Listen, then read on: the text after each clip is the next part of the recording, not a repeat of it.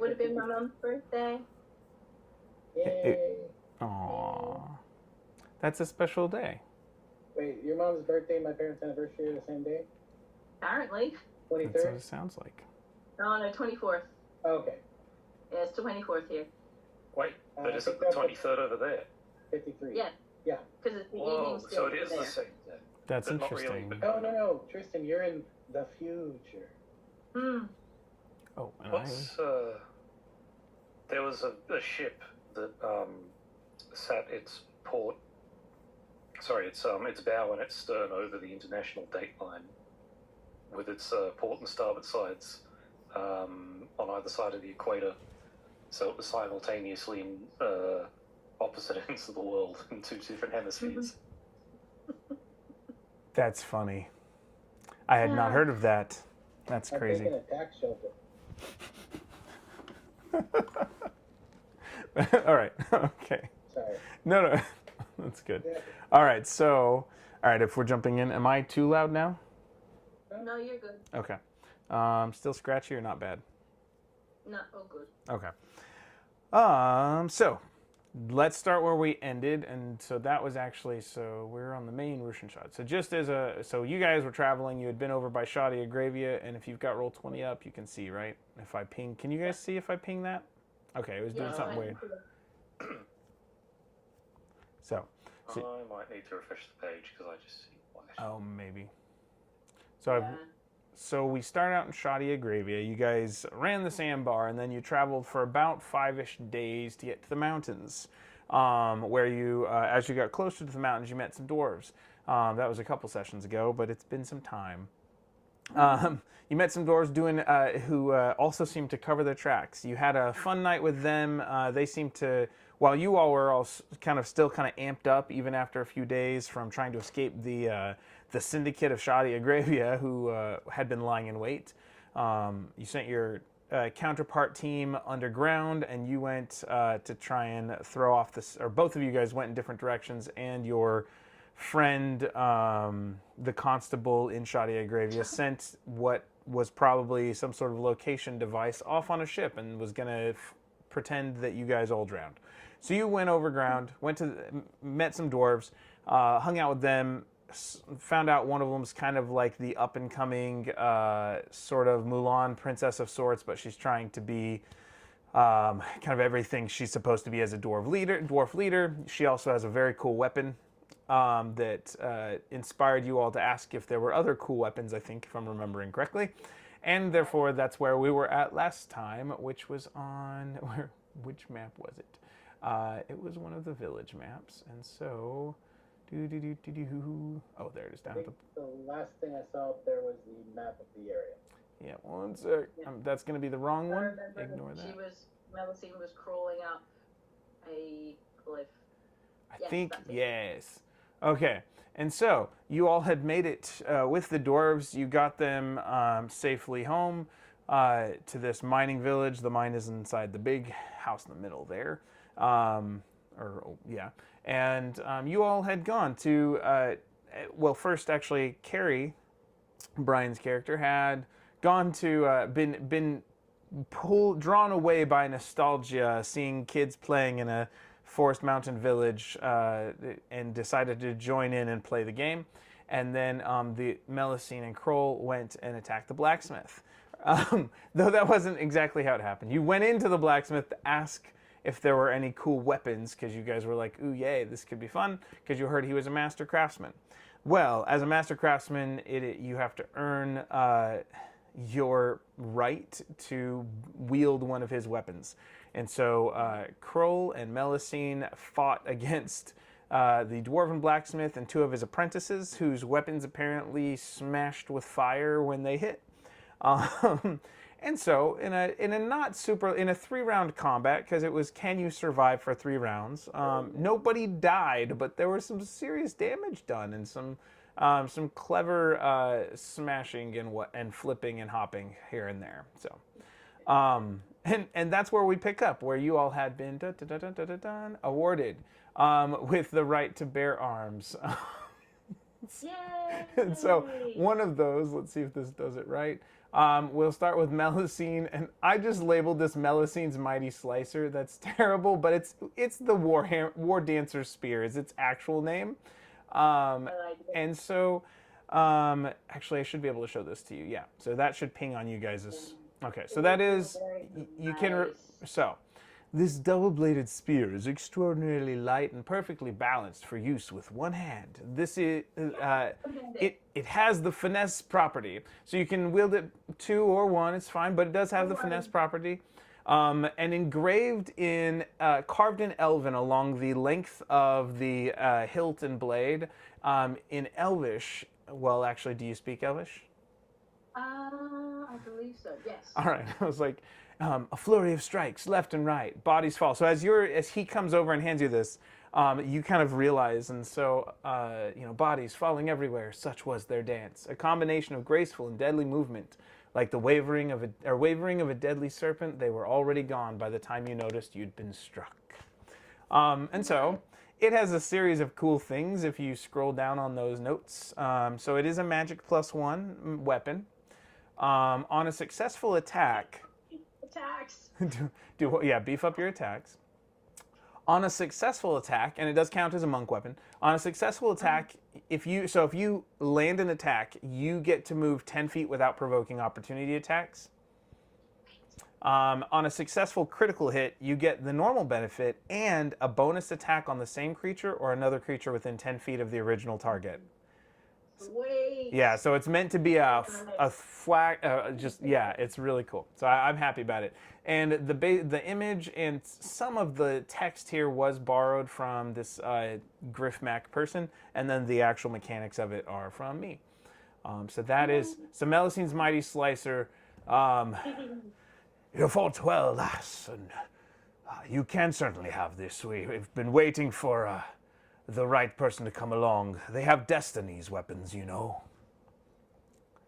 Wait. The blacksmith says. And then, let's see, show this one to players. So you can close that box if it's still open on your screen. And then Kroll's Smasher of Skulls, also known as the Maul of the Guiding Star. Very nice. And I can't remember, I probably said something different. And so we can adjust this if you remember something differently than I did. But the things that I definitely have on it, well, first, inscribed on its head in Dwarvish, a star burns bright at its core, death to all who covet what it stores. And so this is a +1 maul that does a d6 of fire damage on top of normal damage. And it allows the wielder to speak and read Dwarvish. And it increases, and because of the guiding star component, it increases survival check bonuses by +2 when you're underground or when you're under cloud cover and can't see the stars. On a critical hit, Tristan, it does a d10 of fire damage to all enemies within 10 feet. Lovely. Within 15 feet. Or 15, I can read. Yes. I was still on the other one. So yes, within 15 feet.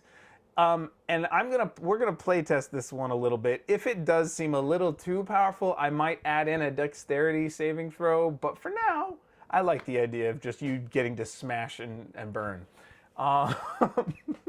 So that's Very Kroll. so yeah. So Kroll's Smasher of Skulls that's your new maul. Is it? So hopefully that is what we said. What I said it would be, or something really close. Close enough. Yes. Yeah. I can't. Yeah. Okay. Cool. If there was something else I remembered, let me know, or I misremembered. Let me know if I had already said it. So. But yeah. So. The blacksmith will walk up to you. Actually, it takes both of the apprentices carrying it, and then he picks it up with 2 hands. You fought well, and I sensed you would be worthy, but we must follow protocols in these important matters. And he'll hand this massive magical maul to you. All right. I'm picking it up with the lack of grace required for this sort of thing.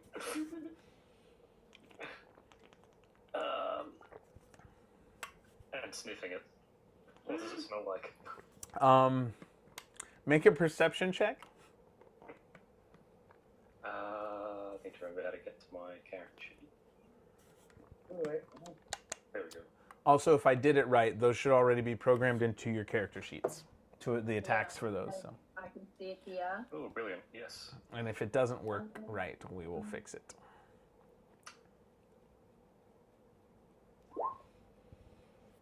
So yeah. Actually, I just looked it up real quick. There is a chart of 100 smells. So if you want to roll from 100, I'll tell you what it is. Well, I was having him roll just in case his nose had been bleeding from the fight, but with a 16, And then I can conclude it Yeah. smells like blood. so so roll a d100 and let's see what Brian has for us. Is there a handy button for the dice somewhere? Top left Yes. On the left-hand side. or bottom left? Down below. There it is. What's a 52 on your chart, Brian? Do you want the good, the bad, or the ugly? Start with the good. Your first love. What's the ugly? Walrus. So it's actually with Kroll. Who knows? Maybe that's the same smell. So basically, roll if you want to roll a 3-sided one, and I'll tell you. I like that it's a little bit of both because that maybe Kroll's smelling a little bit of his own body odor along with whatever is a fond memory. It gives you 3 choices in that 100. So the good, the bad, the ugly. So your choice is your first love, ketchup, or walrus. I'd say because I like the blend of the first and the last. So we'll say that's what it is. So yeah, what would Kroll's first love smell like? Thank you for that, Brian. Nostalgic. Violence. Smells like violence.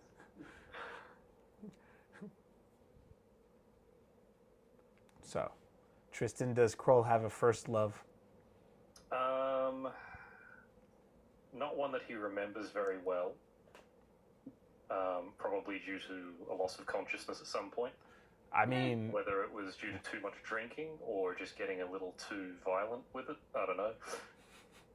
maybe it's because of the violence that that person was Kroll's first love. And that's part of the he left with a concussion, and all he has is this nostalgic memory of the beauty that smashed into him or whatever. I had to be careful how I phrased that one these days. So yeah. Okay, cool. So whatever that it triggers nostalgia of your first romantic battle, which was somehow connected also to walrus hunting on the peninsula of the that area you're from. So yeah. And I put the link to that table in the chat if you're interested. Thank you. That's awesome. Cool. All right. So with that, you all are in a mountain village. You have kind of completed everything you said you'd complete, I think. What were you wanting to do next? Was it just kind of keep going toward Scornabel and then up to your... That's the wrong town, just kidding. I'm like, that's in Faerun. That's not the right city. That's not here. No. I've been waiting 4 years to actually get into weapons. Don't do this to me. Oh, Weapons. I'm sorry. I'm sorry. Please, Okay. don't do this to me. I need this. Okay. It means so much to me. I've been waiting. Oh, okay. All right. Remind me your class again. I know we've had this. Is it sorcerer? Sorcerer. It's just sorcerer, Or right? Battle mage set up. Okay. All right. So we'll pick up with Carrie after the weapons are delivered. Carrie, you finished playing games with the children, and I think upon hearing the clangy, smashy sounds, went to investigate and discovered it was your friends, right? Yeah, right. But it was her playing with the children where they kind of sung the songs together. That there was kind of a resonance happening, or at least that's what I was trying to set up from inside the cave where all this was happening. Right. If that's cool, I don't want to push on your narrative. I like the idea of it being there being a little bit of ambiance. Okay, so then what would happen next? Well, as she's singing and then children start singing together, they all kind of like feel or hear the resonance or the feeling from like, but when they stop singing because they feel it, they sing again because they feel it again, and they realize that with the songs combined from her monastery and their things, and I'm kind of forgetting what were they singing about. I forgot. I don't remember. Children's songs about the moon. Is that okay? Sure. Okay. Works Just for me. children's songs about the moon because she had children's song about the moon in the monastery where she grew up to her deity, and so but when they combined them, they heard something from the cave, felt something, and they just went in that general direction where they came upon after the mayhem. If that's okay. Okay. I think that works. Okay. Cool. Okay, so then you're gonna come up to the blacksmith area after all that, is what you're saying? Yeah, and I did look up some options for what people have kind of done like this before. Okay. But feel free to say no. So is this okay? So in character, what's it look? What's Carrie doing? Okay, I'm gonna put this description I found in chat. Okay. In Facebook, if that's okay. Sure. Sure. Where's my? Or it's just kind of like what I was thinking. Hold on. Doop. 1 sec. Because I had my phone going, and I think I left it in the other room actually. I can put it into Zoom as well if you want. Okay, so storage. Okay, I like the idea. Okay, so if you want to do that, let's make sure you earn it. Okay. So I'm asking you. Feel free to say no. But is it possible to get like a dagger sword combo? So Like that a dual wing? kind of like under fighter I believe I eventually will. So, but I'm trying to like turn it into the battle mage, get it going. So I waited 4 years for this. Stabby, boom, boom. okay, I like what you have described there as a moonblade. So let's lean into that one. Okay. So then as Carrie walks up, seeing that both of her friends have been given special weapons, right? And they're all special and shiny, and everybody's happy and glowing, though there's lots of blood coating people's various armors and scorch marks. I think one of the dwarves had gotten down to like 6 hit points and is like a little woozy. One of the dwarf apprentices there. So yeah, Carrie, you come up to this mayhem, but you see just the I guess what would Melusine look like holding her new spear? What would be? She'd be doing like caster practicing with it. She'd like jam it into the ground and kick around and just be showing off. Oh no, she'd be like jabbing in the ground and then like run along the walls. And Yeah, Yes, that all whole those thing. things. And if there was a shopping cart, she would jump through it with it. Big Shopping cart. Yeah. Just having lots of fun. And then the umbrella is the spear of death. and then what does Kroll look like as he kind of initially takes his smasher? He is doing golf swings with it, imagining that there is a foe sprawled out in front of him with his head at the base of the hammer.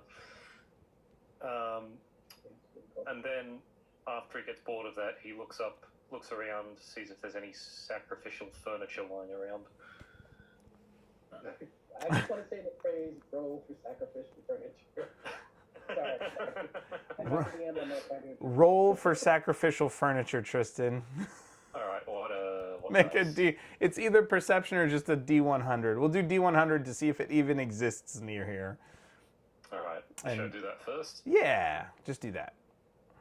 Okay, that's good. It's under 50. That's fine. So you see a crate sitting first, and then you see what appears to be an old footstool with that someone has clearly, like, It's like the most janky stool with a back on it. Like it's meant for like a little kid's chair, and the nails are just all bent in different angles. It looks almost like one of the dwarven children were given a hammer and some wood to play with, and they made themselves a chair. So sacrificial furniture, that's what you've got. It's about. Oh, and I spotted it immediately, apparently. And you know what? I'm just gonna let you use that natural 20 as the attack on the chair. So go ahead and make your normal, or go ahead and roll your. So I click the +9 to roll for the attack, right? I think so, yeah. And then, yeah, that's fine. And then hit the Maul of Guiding Star in the little chat thing to roll the damage, I think, or something like that. Is that under damage type or the name? Oh, if you're on yeah, just click just the damage on the main screen, I think. Okay. Oh, hello. And it didn't. Oh, Or that's that's the bonus damage, or click the name? that's the fire damage. Click the name. Try that. We'll get there. Or the easier thing actually might be to click it in the chat on the right there, where you. Brawn? If that makes sense. Butter run? Okay, I might have to check how I programmed it. I'll go fix it. But suffice to say, you're gonna smash this thing with fire damage, and its normal damage. So both of those are gonna be normal enough. So you go to practice using this maul, and it just causes the whole chair just to explode and burst into pieces. Carrie, make it. Says nothing, but he now has an ear-to-ear smile. Let me see. Yes. And so, Carrie, make a dexterity saving throw to dodge shrapnel. Okay.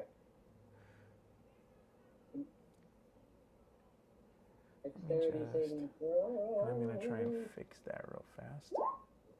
That should work. Oh, I see what I did. Okay, that's supposed to be... 15. Sweet. 1d12 plus strength plus... That should be, I think, what it's supposed to be. Okay, let's just see if... I'm going to try pressing this and see if it works.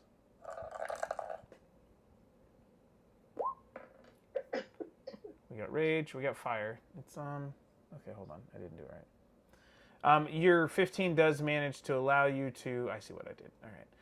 It does manage to allow you to dodge the shrapnel of the seat as it goes off.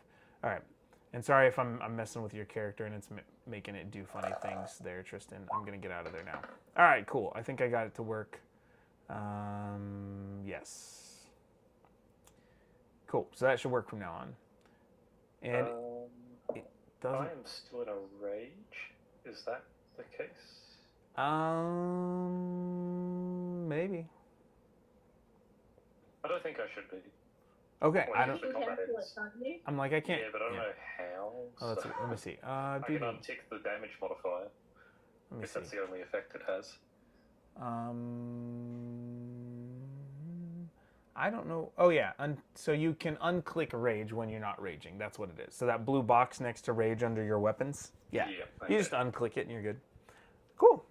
So Carrie, you walk up, you see Melusine do some flippy flippies, and you see Kroll smash into the chair there.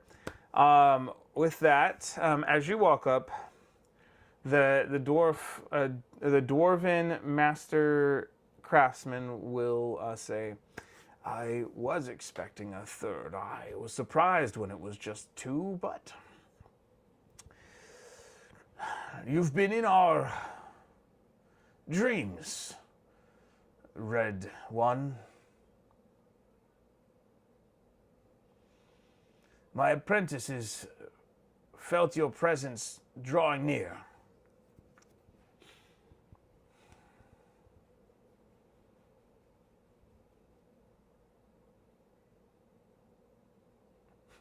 Carrie, you're just gonna you're staring at them? Sorry, I was waiting for you.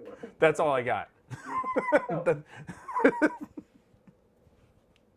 How would you respond to any of those things?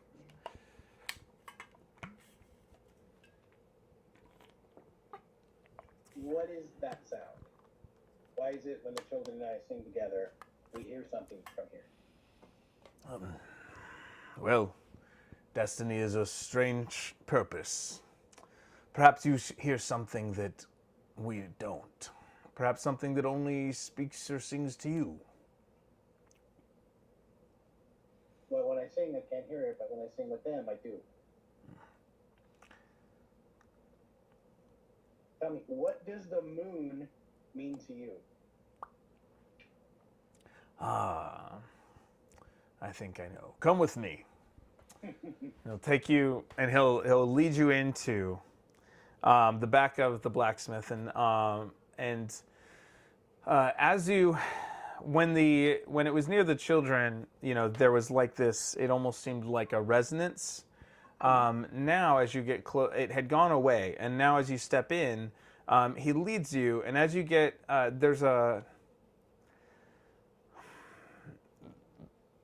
there is a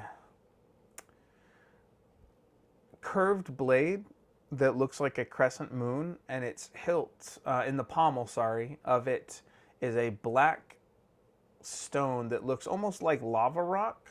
As you get as you get 20, 15, 10 feet away, there is this underlying resonance or tone. It's not as strong as when you were singing with the children, but as you get closer, you can hear it again.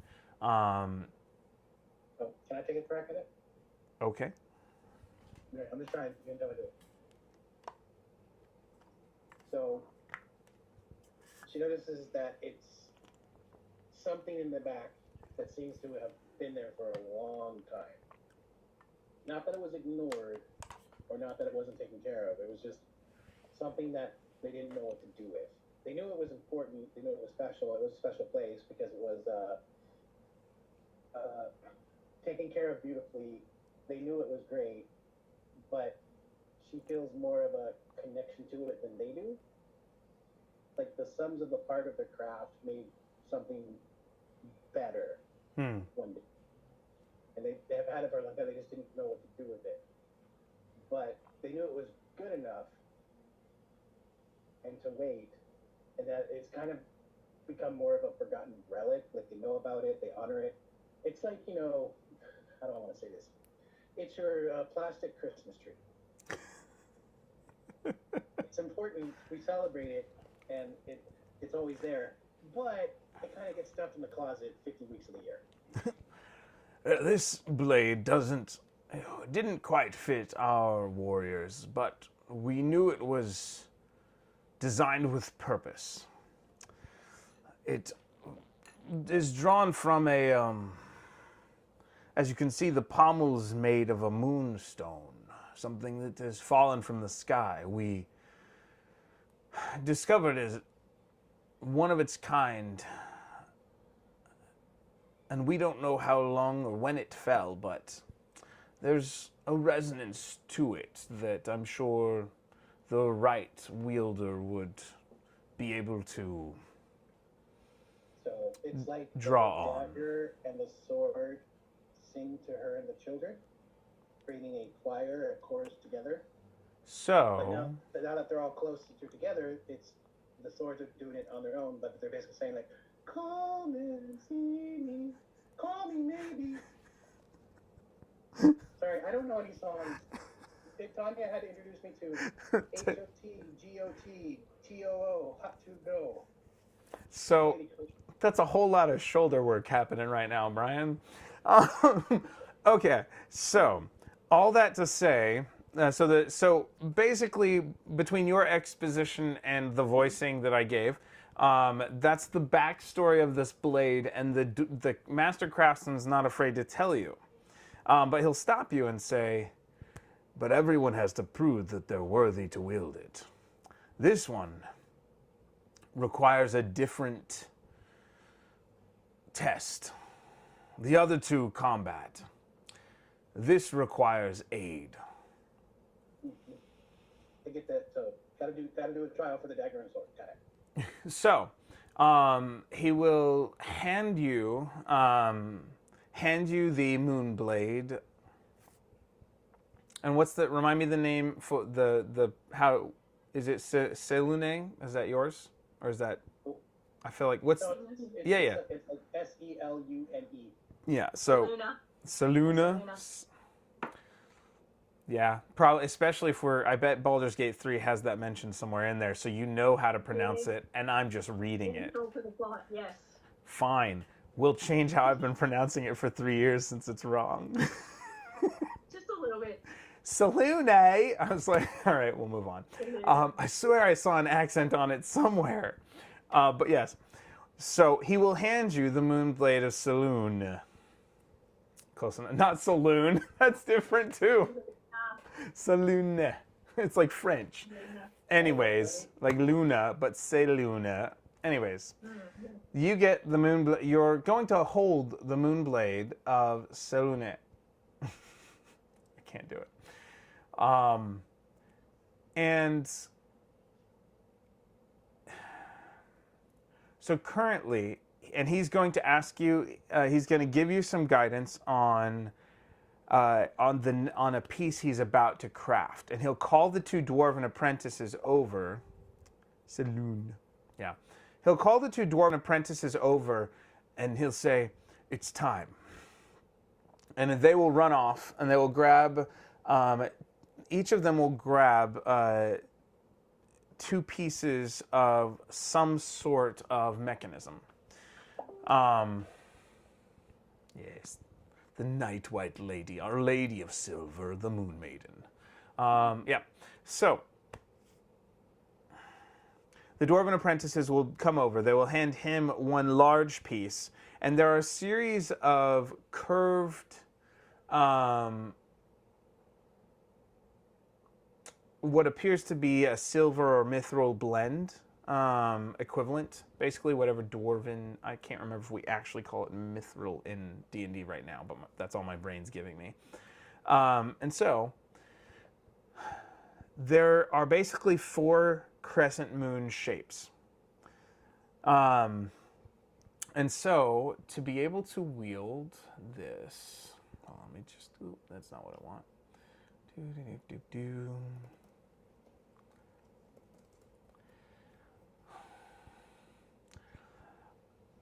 Now, I and my apprentices can get the fire hot enough to bond these pieces together for this mechanism. But if you're the wielder that this sword is destined for, you should be able to guide the engraving, the inscription. And real quick, before I get this wrong, give me just a second. No. Take it back.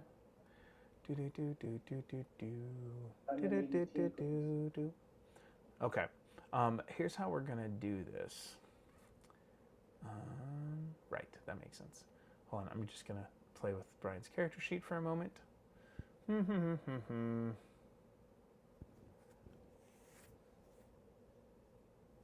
Okay. Okay.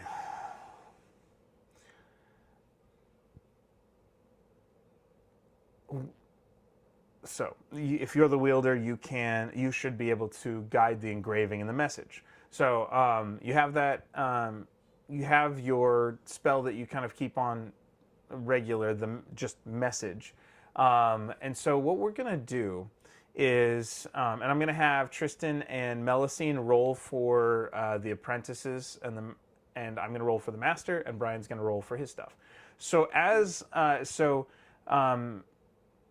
the master craftsman, he will put these 4 crescent moons together to create what looks like not a sphere but an oval cage of sorts. So they come up, and the base of them so they look like a crescent but a little bit out of balance. So the base of them is a little bit heavier, and then the 4 tines kind of come up and connect at the top. Of this finely honed metal. And he will give you a series of runes in Dwarvish and Elvish that he actually it's actually going to be 4 different languages, but your job is to use magic to form them. So even if you don't know them. But what languages does Carrie know, just so that we're cool here? Going back to what it's been a long time since that was us. Yeah, I want to draw in all of Carrie's, past experiences. That would be bio, right? Or core. It's in your, I messed up your character sheet. So go to your core. It's the, on the far left, I think, is where the language proficiencies would be. Proficiency bonus. In core? Hold on, let me see. So down at the bottom left. Bottom left, okay. Under, it's below tool proficiencies and custom skills. It's below that. Okay, are you ready for this? Yes. It says Celestial, Common, Draconic, Elvish, Primordial, Undercommon. So many languages. So, one of the inscriptions he's going to have you is going to be Celestial. And that's one of the languages you kind of have as a connection to Selûne. And then, not Primordial. I just lost it. Hold on, where's the list? I know.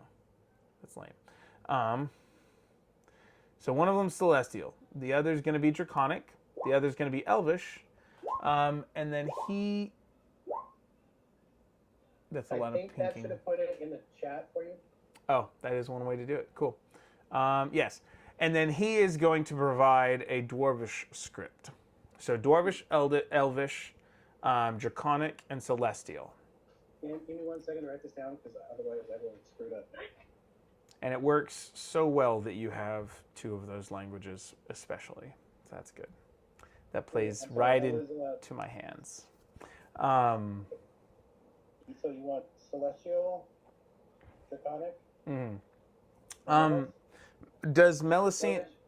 So Draconic, Elvish, Celestial, and Dwarvish. And he's going to provide the Dwarvish.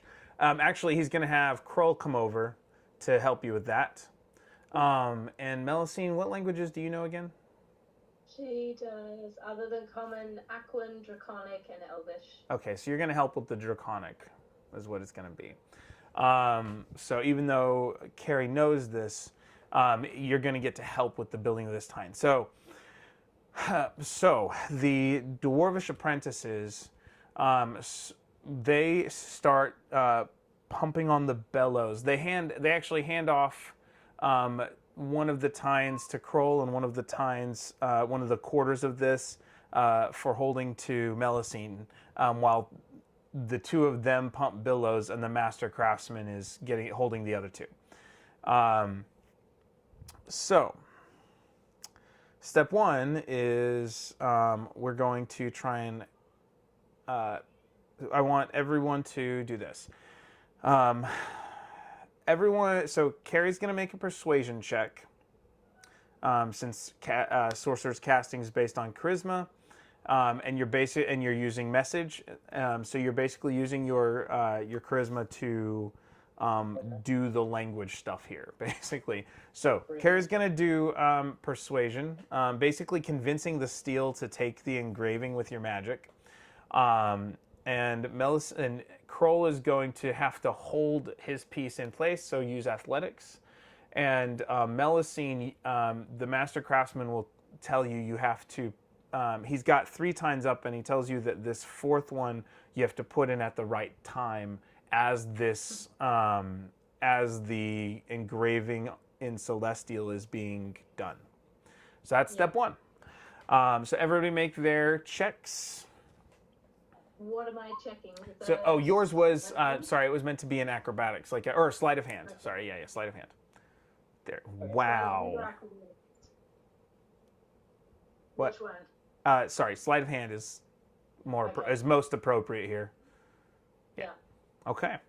It was intended by God.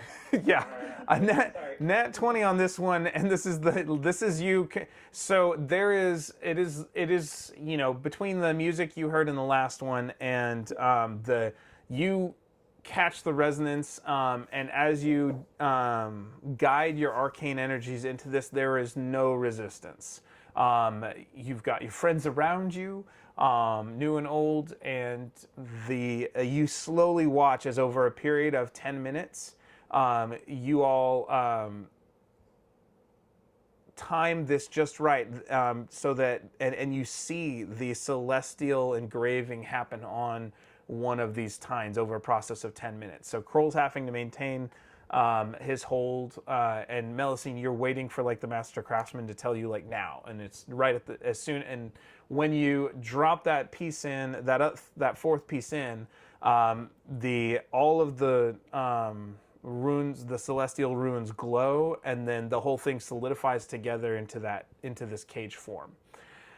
And so it's solid in one piece, and now you have 3 more tines to do. So the billows continue to burn hot. And Brian, you use up. I'm trying to remember your character. How many points do you have? How many spell slots do you have? How many sorcery points do you usually have? Sorcery points? Yeah. 6. And how many spell slots do you have in each level? Oh god. That would be spells, right? Yes. Okay. At least according to these numbers, I might be reading this wrong. 3, 2, or 5? Let me look. Okay. Let me see. Because it goes 0, 3, 6. So on spells. So cantrips are not, are freebies. So you have 4 first level, 3 second level, and 3 third level. That sounds right. Okay. Cool. All right. So this process does take a 3rd level spell slot and 2 sorcery points. So that would be 4 and 2 left? Yeah, so you feel the arcane energy come out as that first one goes in and locks in. And it could have cost more, but for your high roll. For this next one, the craftsman will talk to Kroll first. Now that the egg shape is connected, he's going to tell Kroll that there is a moment when Kroll will have to swing as hard as he can to smash the top of the egg with as much force as possible. Kroll will smash good. Okay. Can I try to add some story in between, if that's okay? What do you got? Okay. So because you said message, right? Yep. Did the message go through? The engraving is on and did glow, so yes. You get the sense that it went through. Does someone or something respond to the message? They do get the option, but you don't hear anything yet. Okay. But I like where your brain's going. Yeah, Okay. I always feel, because I don't want to like overstep and like DM for you. It's okay. You know what? It actually is kind of cool because I think it's because you're growing in confidence with just how the game works. And I'm like, I bet we're going to have by Christmas a one-shot that Brian runs. Oh, shit. Good. So I love it. All right. I was just like, I'm like, you're wanting to, so we're good. All right, let's do it. So step 2. In this instance, we're going to need Melusine's help with, which language was it, did I say? Draconic. Okay. And Carrie is going to it's because of, so we're going to do Draconic and Dwarven this time.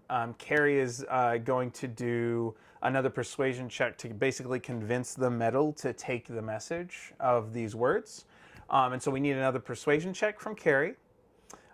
We need, oh gosh, it's language. In this case, it is using your language. I'll let you choose whether it's wisdom or intelligence for Melusine. And then Tristan, I need Kroll to make 2 checks. One is a dexterity check, and the other is going to be, I'll do that first. Let's start there.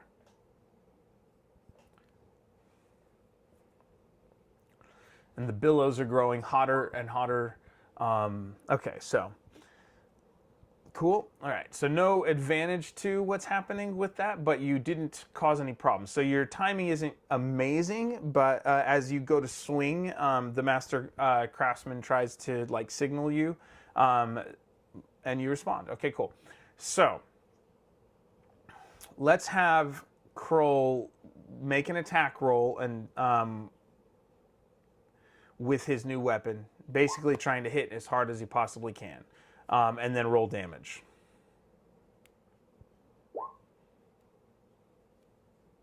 Wrong button.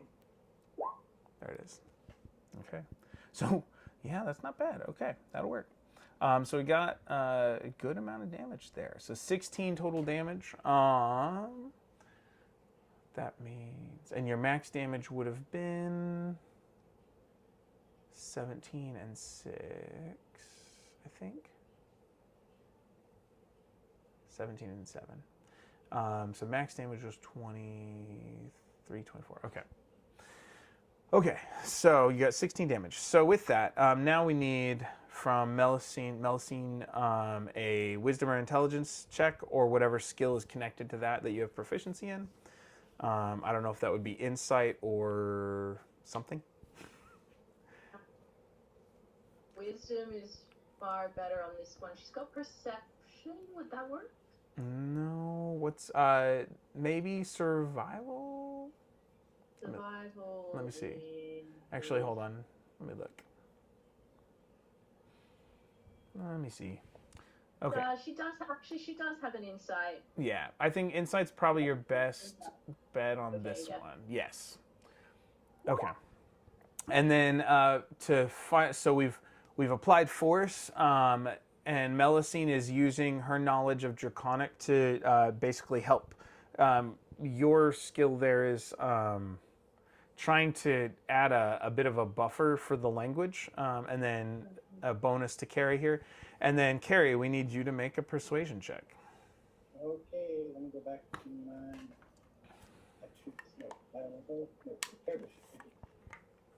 I just quickly need to go make some more coffee because I'm falling asleep. Lunchtime coffee. I had cookies. I'm hyped up on crack. Roll your persuasion. Convince the metal. Let's see what happens. Okay.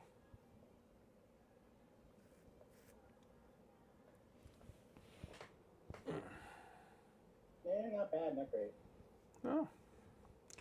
Nothing breaks. But we'll wait. So, If we need to take a minute, if she's going to, did she say make coffee or get coffee? she's making get. Okay. So does that mean now would be a good time to pause? Oh yeah, I can pause if you want. Yeah, let's pause. Let's take Recording 5 minutes. And I have one idea, Greg. okay. And you can tell me yes or no real quick. My recording hasn't stopped, just so you know. Okay. Could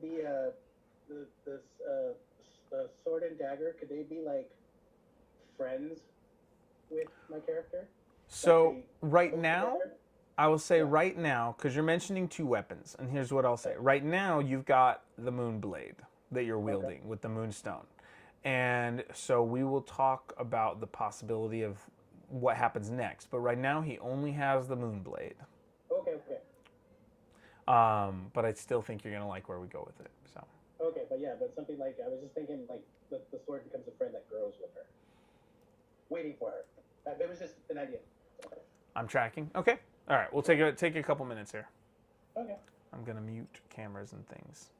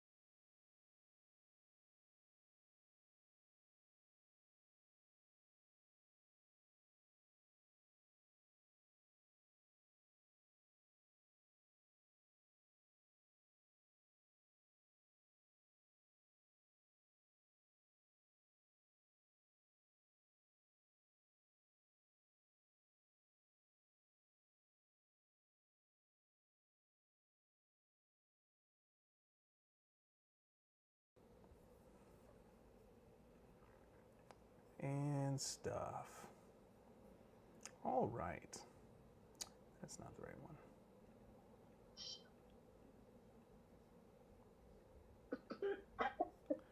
You all right there? Yeah, just dying. The usual. Don't do that. Quit it. Oh, I messed my thing up. Okay. What? So was the first cup coffee or was the first cup tea? Coffee. I normally drink 3 or 4 cups a day. I know this feeling. Yes. Yeah, I was tempted to do like a 5 p.m. Java, and then I think I got distracted by dinner or something like that. But yeah, yep.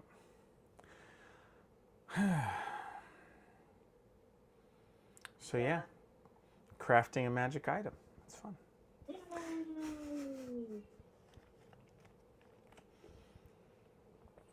Always fun.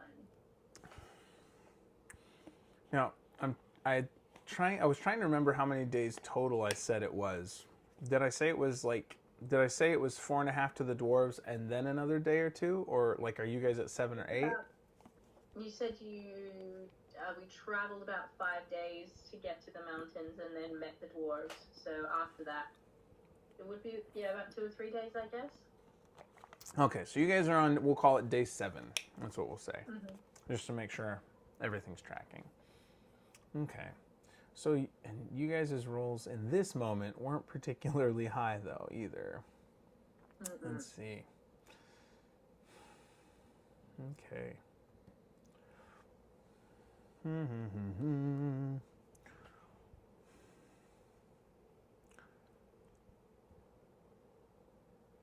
Trying to do math to work this out. Oh, that's what I was gonna type. 7. Middle of the 7th day is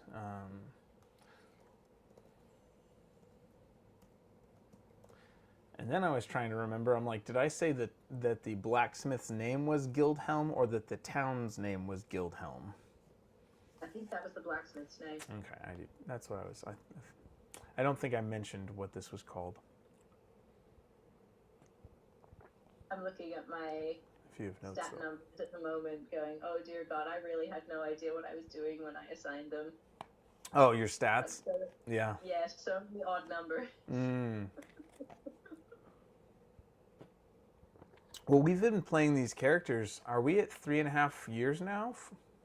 Must be. So, I mean, yeah. And you had played once or twice before, right? You had played a little bit before, but only a tiny bit though. Yes. Yeah, so, that and, 9,000 hours of Baldur's Gate 3 changes your... That did help. How have you liked the playthrough so far? So I've finished 1. I now have about 6 different playthroughs going, just with different characters and different classes. I'm enjoying it thoroughly. Still, 8 months later. Nice. That's super cool. Having a lot of fun with it. And I mean, it is the kind of insanely expansive game that you can play ridiculous numbers of times and still find new things that you didn't hit on any others. Yeah, that's cool. Yeah. And such wonderful.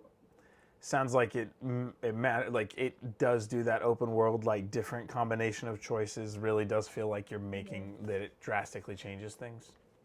Yeah, and it's interesting that they managed to do that even though technically it's not really open world. I mean, there is a very linear narrative that you are following, and everything else is just sort of side quests that then somehow feed back into that main linear narrative. But it's expansive enough that you feel like you can go and do anything. So it's really clever how they've done it. Nice. Although I can see why it took like 6-7 years to make, because the thing is enormous. Yeah, I was watching some of the how they problem solved different codings and things, and just the some of the logic they had to come up with to make sure things didn't break is kind of crazy. Yeah. Do we have Tristan? Are you back too? Yes. It just took me a while to respond because I have a chopper chop in my mouth. Cool. When you're tired, these things are amazing. That works. That does the job. Okay, cool. Then we'll jump back in. So with that, we had no significantly low rolls, though that 9 doesn't help much. So with that, the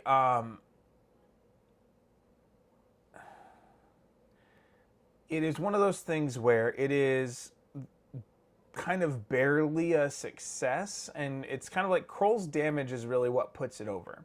And so you all are talking, and it seems like it's like you can feel the energies starting to fight with you,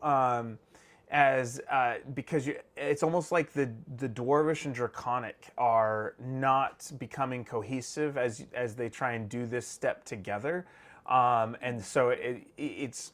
As you all are engaging in this, it's almost like you can hear a battle of army of souls kind of clashing in this din around you, and you can almost see warfare happening as these two cultures collide.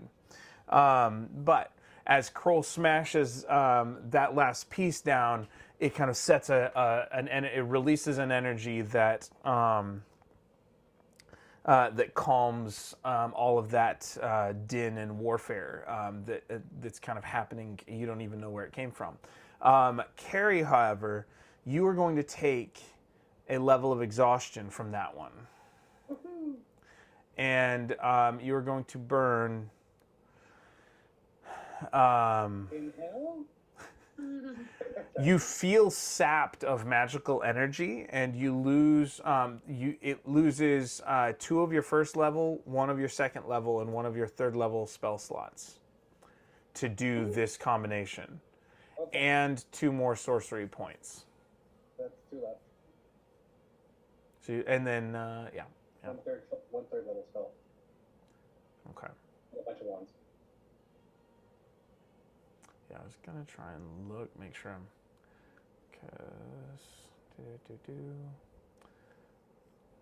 Forgive me, I'm messing with your character sheet real fast. I know, Ben.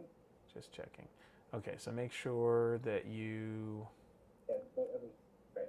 Yep. Okay, go ahead. So yeah, make sure and take those, remove those spell slots or whatnot for the time being. And so yeah, you're going. So that took a lot more energy because the checks were so low. You get the sense that like there is a part of you that is significantly tied to whatever this thing is that he's creating, and it's because it is feeding on your energy, and in connection with the sword, to the moon sword. So, with that, we have the master craftsman will give an encouraging word. Come on, boys, bellow good for this last one. And for this last bit, he will use over these massive blacksmith's tongs to flip the egg to the other side, and now burning white hot on the top, or the base is now on the top, burning white hot, and you can see that the runes have etched all the way to the base, where there seems to be like. Not quite concentric, but like almost like curved waves that are interwoven inside each other, like a pinwheel, for lack of a better way of describing it. Kind of curving from center out. And you can see that there's one more spot left. And so this is where the Elvish is going to come in. And so with this last one, he's going to tell Kroll to smash one more time. And Melusine, you're going to do, in this case, the blacksmith's this one's going to be an acrobatic or a sleight of hand check again, and he's going to give you a small coin, what looks like a small coin, that is made of it's some sort of alloy, you can't tell, and there is extremely fine engravings, like top 6-point font level, and it's too small to really read. And when you look at it, it's hard to even focus on. There's something about it. But he tells you, like, at the right, he's like, when I tell you, place this directly in the center. And you, big fellow, you'll smash like you've never smashed this coin before. Okay. So with that, the bellows will blow warmer and warmer with the dwarven apprentices going. The master craftsman will continue to hold the main piece as steady, and you guys can see that he's sweating profusely, and these massive biceps and shoulders and forearms of his are bracing for the impact he expects Kroll to pull down. Does anyone say anything before you guys get going? No. Just grunting noises as I raise the hand. Okay. I just realized I'm doing a lot of narrating, so I appreciate your patience with this process. So I think at this point I'm probably just going. Okay. Now the challenge with this is you do have disadvantage on the ability check unless you have something or someone has something they can do to try and boost you. And unfortunately, guidance is in another member of the party's spell thing, so. As is Bardic Inspiration. So, yeah. So if that's where we're at, then so disadvantage on ability checks is 1 level of exhaustion, if I'm remembering correctly. I'm just going to check to make sure I didn't do it wrong. I'm pretty sure that's what it is. Yeah, level 1 imposes disadvantage on ability checks, but hopefully your persuasion will be good enough. So Brian, roll persuasion. Actually, we'll let them do their thing first. So let's see if Melusine can time her placement of the coin based on the master builder there. What's the type of thing? Master craftsman, sleight of hand. That is very solid. So, you know, he's basically going to tell you to toss it in at the same time that Kroll's supposed to bring the hammer down. It's like you're almost pulling your hand out as as Kroll's hammer is like half an inch away from your fingers. So Kroll, make your attack roll. Oh. And because of that, maybe Kroll's a little nervous about smashing his new fish lady friend's hand, and does hold back a bit. Thankfully, he has a surprising ability, and a 10 is still a 10, even though that's a nat 1 on this. So, yeah, there's a reason we have bonuses and magic weapons, and yeah, I'm not counting that as a critical fail. So, at least not for the project. But let's see what Carrie has. Okay. Yes, so Carrie, make a persuasion check with disadvantage and flavor it how you like. What do you got? Okay, I don't know if this works this way, so feel free to stop me. Okay. But as she's gearing up, as she's getting ready to make her next move, she kind of talks out loud, half prayer, half talk, half exhausted, just like, I don't know what's going on. And I'm not the greatest, I'm not the bravest, I'm not the mightiest, I'm just me. But sometimes I just know what to do. And these are one of the few times in my life where I'm like, I know what I have to do. So, can she cast True Strike on her persuasion check target? Like she's inspiring herself to go from disadvantaged for one last final strike to just normal. Now, I'm not looking for advantage. I'm saying, can I counter the disadvantage with a cantrip of True Strike? True Strike. You extend your hand and point a finger at a target in range. Your magic grants you a brief insight into the target's defenses. On your next turn, you gain advantage on your first attack roll against the target. Provide. That's why I'm asking. So there's a lot happening in this moment, and I understand. So let's have you make, to see if that will help, make an Arcana check.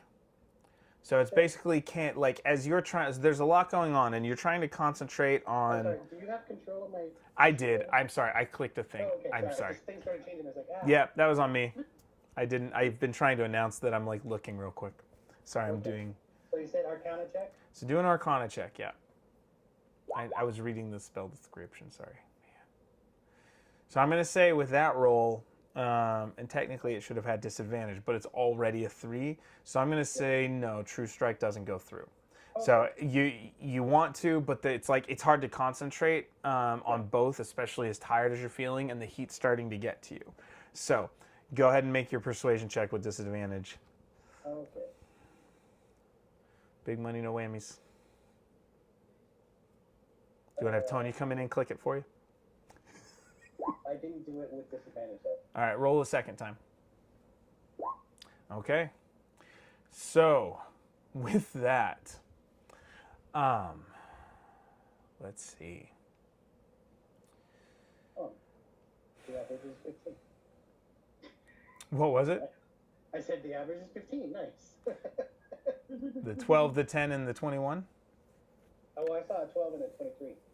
The 23, well, it's not the average with disadvantage. The 23 goes away because you had disadvantage. You take the 12. I know. It's 12. Yeah, so 12, 10, and 21 is still, I think, close to that, but not quite. It's like 14. But, yeah. So, Melusines' timing is spot on. Kroll holds back a little bit and is almost fighting as he goes into this himself as he goes to swing, worried, I guess, I'm assuming. Unless, Tristan, I guess, what would actually, no. I'm making things up for a character that's yours. What would cause... The fish lady put her hand in front of it. I like the fish lady. Okay, I okay. want to smash the fish lady. Okay, so, okay, cool. The fish lady appreciates your concern. And then Brian, Carrie's just tired, but you managed to get this elvish message going, and there's a moment where the rhythm of the bellows gets off, and because of as you're going, and it seems to create this dissonance in the room, but right at the end, Carrie's able to kind of get back in rhythm and back in tune. It's almost like, Melusine, that your final timing, like you were on rhythm and that got Carrie back on rhythm. So with that, it does finally, Kroll's hammer hit is just barely powerful enough to come behind and smash the coin in. You don't know if the craftsmanship level will have any long-term effects. But you do see that it looks to be a completed piece. And now I'm going to do one of these just for myself. You can just enjoy the fact that I'm rolling it. And we'll see what happens. All right, cool. Good to know. That's just a random thing. You guys don't have to worry about it. There's no bearing on anything at all, ever. So, with that, the two dwarven apprentices will slow down and stop. And pull the billows back, and they seem to, it's almost like they turn something on their hammer, on their sledges that they pick up, and then they smack at where the fire was burning as the master craftsman pulls what you all crafted back out, and it creates frost that cools the forge. And so the air becomes more temperate. All of you are sweating at this point. Carrie, because of the low rolls with everyone, you are going to, on that last piece, it took your last 2 sorcery points, and it took all of your, basically, actually, yeah, it drained you of all magical energies, actually. So, and you have a 2nd point of exhaustion. Which halves your movement speed, and you still have disadvantage on ability checks. But you have no spell slots, no sorcery points at all right now. So, yeah. Actually, I kind of feel that way. I'm so sore 3 days ago. Oh, yeah. And so, with that, And well, I felt so bad because like I'd be playing my video games, face out, reach for my drink, and then I'd be like, why is there pain? I'm like, oh yeah, I worked out at the gym, took my drink, played some video games, zoned out, reached for my drink, and then I scream again. Ow, why is my arm hurt? I'm like, oh yeah, the gym, playing my video game. yeah. So, Stretching can help. Heating pads or ice can help. But yeah. Just moves the lactic acid around. But you're building back muscle, so that's good. So Carrie's exhausted, moving at half speed, has disadvantage. Lost all magical energies currently. But the master craftsman will come up and say, well, it seems to be just barely enough. So, you're welcome to keep the moon blade. I have a feeling it'll reveal itself to you in due time. But this thing we've crafted together has a destiny, and I want you, the blue one, to hold on to it. You may find that your path, well, the time is near. The Maskir is about to fall. And What, sorry? the Maskir. What's that, sorry? Well, did you say musketeer? Maskir. Like mosquito? It's spoken of in legend as some sort of barrier of some kind that hides part of our world. This thing we've crafted is meant to help in the process. Interesting. And I sense Would that be a draconic word by any chance? We speak like 20 languages between us. I think one of us can identify. Can we roll for history. It'd be history. Roll for history. Yeah, I speak 6 languages. This is the kind of crap I can know. Valid points. All of us or just me? Anyone who wants to try and identify the word. Did you say history? I said history, yes. I will tell you, it is a high roll. Yeah. With your average history checks in this instance do not glean the depth of precision knowledge necessary to fully know what the Maskir is. But maybe you'll discover it. He's mentioned it and says that this thing will somehow help with that, with destiny. As strange dwarven master craftsmen speak, it's just kind of just throwing that out there. But yeah, they have stone sense. Who knows what stones have told them? Yeah. So there's some, and he has seemed to have some sort of prophetic leanings in the way that he's talked already. So something that he does gives him some sort of insight, and so but what he tells you is, he says, the Maskir is just a magical barrier that I'm not even sure how it came about, but it's somehow protecting us, and it's about to fall. Oh dear. That doesn't sound good. Well, perhaps it's time we come out of our shell and... Maybe. You mean the cave? Well, no, we met outside the cave, so we don't hang out in the caves all the time. So he will. He'll walk you out of the blacksmith. He'll leave this this high quality alloy of silver and a stronger metal, dwarven metal, with melusine. So make sure and add that to your inventory. And what am I adding exactly? this is going to be called, I'm going to wait to give you details on it, but this is going to be called the, oh gosh, I had it, hold on. I can't think of the right word. Wizard Cataract?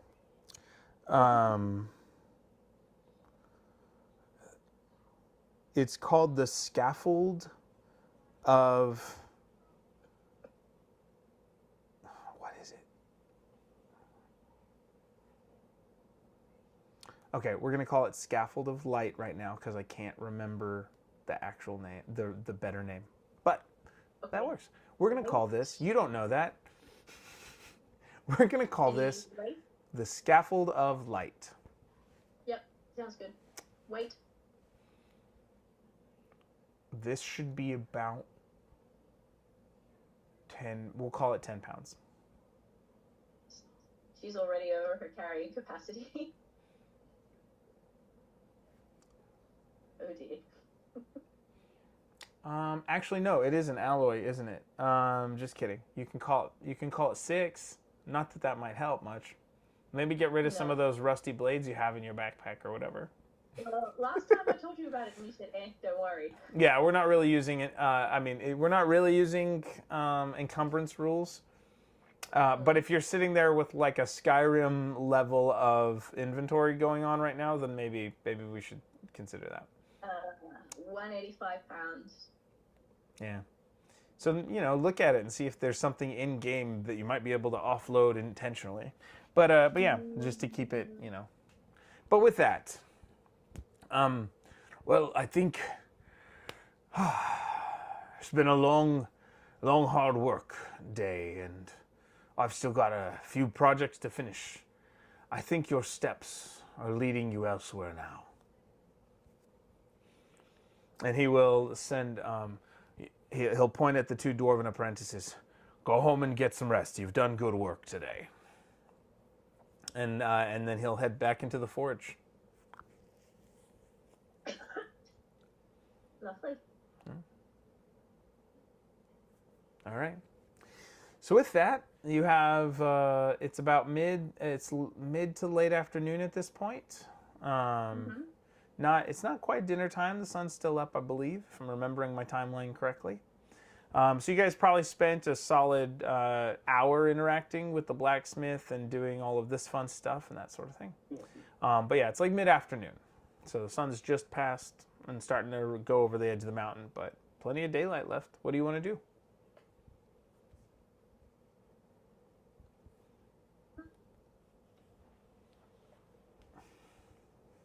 I mean, is there more exploring to be done around here?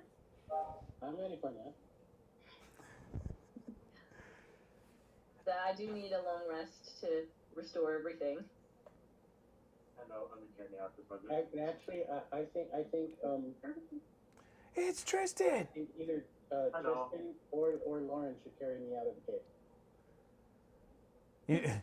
So you're not in the cave. You've kind of moseyed out. In this case, the blacksmith wasn't quite in the cave, but you mosey out to fresh air for sure. So all of you are out of the blacksmith. You're in fresh air. You're kind of in this tucked in cutout between mountains, and then you know that there's the large dwarven cave behind you, and that nice little big building. But what would you like to do? What would your characters be interested in at this point? Are you heading back on the trails to head to Rushenshad? That's what I was trying to say earlier. How far are we from Rushenshad?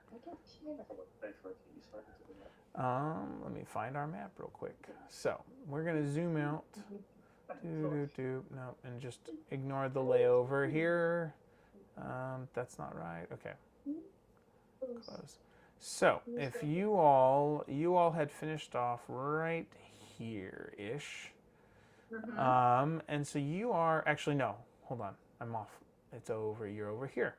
So you are about a day and a half away from Rushenshad. And that is where we said we'd meet up, yeah? You all said that either the official thing was at the inn or at the place within 2 or 3 weeks. And that's right. Where is the inn from Rushenshad? The inn is over here. It's also about a day and a half. That would involve backtracking? It would. So you all are right here. Mm. So you could backtrack a day and a half if you wanted to go to the inn, or if you wanted to go to Ruschenstadt and then up toward the location you're supposed to be, like final destinationing, not in the creepy movie way. But I feel like backtracking is counterproductive. So, I mean, I am of the opinion, long rest, get all our hit points and spell slots and everything back, and then continue on towards Ruschenstadt. But I have double negative disadvantage. Maybe rest for 2 days so that Carrie can shed her exhaustion. So you're saying rest in Ruschenstadt or rest here? I reckon rest here. Okay. Like, Carrie's already carrying 2 levels of exhaustion. I'm down to 2 key points. Smashies and drinkies. Okay. So, do you guys want to do that fast, or do you want to role play that? I'm happy to do it fast. Okay. Can I roleplay my nap? Now that Kroll is holding his new stick and he can suddenly understand Dwarvish, is he overcome with like new information, suddenly reading all the shop signs and be like, whoa. We have a lot of gold and there's lots of things to buy. What's really interesting is that Kroll couldn't really read before. Yeah. So it's like, so you're seeing symbols that actually make sense for the first time, like, you know, like substantially more than usual. Like, yeah. Your world has opened and you don't know how you feel I'm about sorry, that. what class was he? What class? He's a barbarian. So, Being a half orc, does that make you think you've suddenly acquired magic with this new smashy thing? Must be. The walls are speaking to me. You must now be magic. They are saying things like cannery. Okay, what was the earlier for the role for what Go furniture? back to your village and they will worship oh, What was it? The role for what furniture? the role for disposable furniture? What was it? Sacrificial furniture. Sacrificial furniture, yeah. The role for sacrificial furniture. But yeah, Okay, I have an idea. Give me 1 second. okay.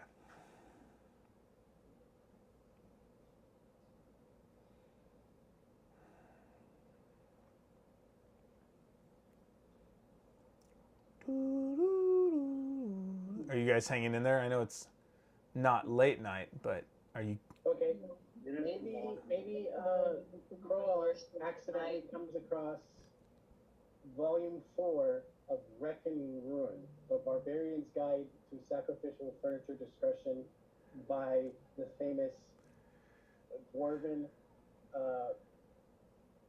barbarian Thrognar Stonefist, chieftain of the Shattered Oak clan. Okay. I like it. So where would Kroll be going where he comes across this tome that Brian mentions? No, That's an upside. Library. Yeah. Library.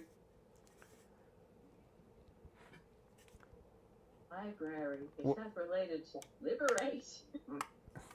Is that Well, maybe is this a full-on village kind of, or is this far more like a mining? this is a full village. There are children. So this is a dwarven settlement in the mountains that is, you know, near caverns and stuff. But And again, mines. not pushing too much. Maybe he was looking for disposable furniture, and he's like, "Well, libraries have useless things." Well, so what would Kroll be like doing with this time if you guys decide to rest for a night? Like, what's he looking for with his newfound insight and that, or newfound language and that kind of thing? It's not so much looking for, it's just being led around by sensation itself. Okay, so you're like, ooh, word, like that. Yes. Okay. New word. New magic. Okay. Like, I recognize those symbols. Okay, so yeah, first it's tannery, and then it's patisserie, but whatever that word is in Dwarven. And it's just it's a grumpy old bearded dwarf lady with you know, her very short beard, but with really round loaves of bread, sourdough, that kind of thing. Actually, it's more like a Russian black bread, that really thick, nutrient filled. bread. Yeah, yeah. And then so tannery, patisserie, library, biblioteca. So there so then if you're being kind of led by the pleasure sensation of knowledge in this moment, you would get to a sign that is a hall of books is really how it translates in Dwarvish. Or hall of, yeah, actually that's fine, yes. And so if you went in there, you would see a variety of things with words in them. What would you do?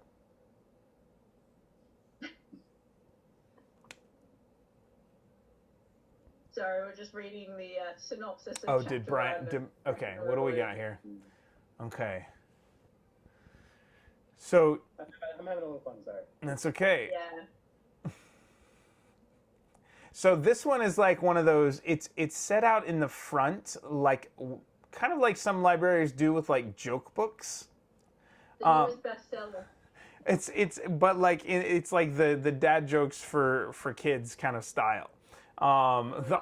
So it's someone who clearly was having a bit of fun with words in the opening chat. So in the summary or the blurb on the the carving on the scroll. Brian, Kroll, why don't we hear how Kroll, because Kroll would probably, I imagine, read this out loud, right? Isn't he verbal processor more than he is mental? Yes. So what does it sound like when Kroll reads this for the first time? Probably halting and stuttered. Or do you just want to read it for us? Okay, I'll stop now. I'll stop. Yes. No more GPT for you.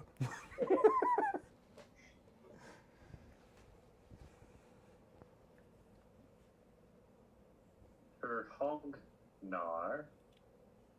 Donny feist. And it goes on like that. Just slow, but it's like the wonder that you recognize. Okay. None. Cool.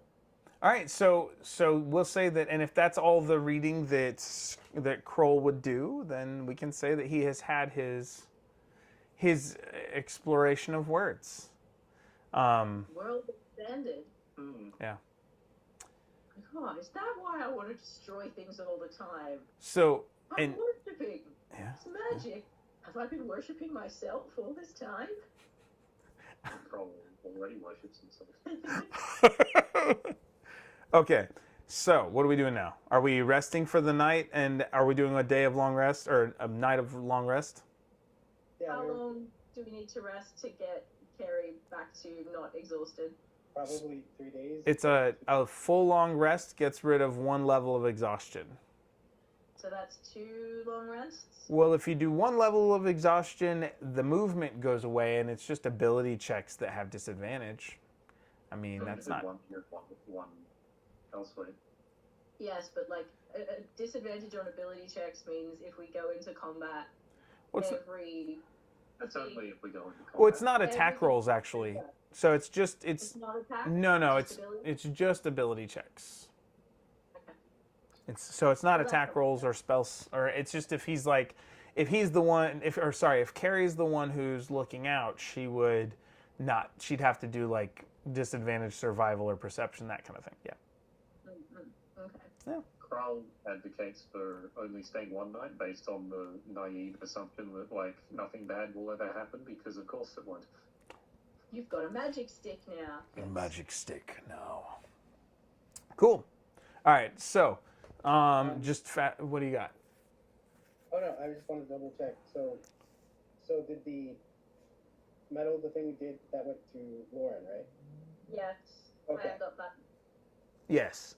The what did we call it? The scaffold of light. That's all the- Yeah. So the scaffold of light is in Melusines' hands or whatnot. Okay, so you guys get the benefits of a long rest, except with the exception of Carrie. Carrie gets the benefit of a loss of exhaustion level, but none of your spell slots come back this morning yet. How many pounds of gravity would she have had on top of her pressure would she have had on her hair? swimming around under the sea. Her hair is pretty much neutral. No. I meant like the weight of the water on top of her. What did I Like, miss? 6 pounds is nothing compared to all those levels of water pressure. But it's not 6 pounds pulling on your head. No. It's on the top of her head. She's literally tied her hair into place to keep this thing on her head like a crown. Oh, I was like, what are we talking? I'm confused. I get it now. So you're trying to put it over your head like that, as like a... Yeah. So, yeah. So it does come to a... Okay, so I guess if you did that, it does come... It's got like a solid base, and it does come to a point. Would not the point go up? Yeah, you put the base on your head, Base on your head, tie and the your point head goes up. through. Oh, okay. So where it's going up above like this. Yeah. Yes. Oh, okay. Crown. I thought you were trying to flip it down and like have it wrap around your head, like a helmet. No. Okay. Crown, not Happens crown. considering that she's also given her enemies handles on her head now. Oh no. I have a baby stick. Nobody touches her crown. If they do, they now control your head movement and No, they don't. subsequently the rest of your body. If they can hold it, they're close enough to get 2 blades straight to the face. I'm just resisting a certain area of joking, so I'm sorry. But we'll move forward. Right. I know, I'm sorry. So anyways, But with that, so yeah, you managed to find a way to affix it to your head. Did you like use like ribbons or did you just use rope? Did you find a leather strap? Like, what'd you use? Probably seaweed that's already in there. You just... But also just like using tendrils of her own hair to tie it in place. Oh, okay, that's cool. I like it. All right, cool. So you now have the scaffold of light as a crown on your head. On her head. All right, we'll see if that has any sort of implications long term. So Carrie is not as exhausted, so you don't have to go at half movement, and you guys get your hit points back, but Carrie doesn't get any spell slots back. Yeah, but Key comes back, all that fun stuff. So are you guys gonna set out to? Yep. Okay. And then just so we don't forget, so Carrie has no spell slots and 1 level of exhaustion at this point. Okay, so cool. And you guys are going to set off for Rushenshad? Yep. Okay. All right. Have any hit points or anything that you needed to restore with a long rest? I'll collect the money. Yeah. All right, cool. So let's have, for that day and a half, 2 day of travel. Yeah, it was about a day and a half of travel. There's some mountains. Let's do, I need D100s from everybody. I mean, you could have her roll it separate, but okay. It's already gone. Was he just lonely in the other room? Is that what was happening? No, Zoom's acting up. Oh. Zoom. I rolled 100. Yay! I mean, I rolled. I didn't get 100. Oh, that's a shame. That was a good day. Oh, okay. So, yeah. I missed Tristan.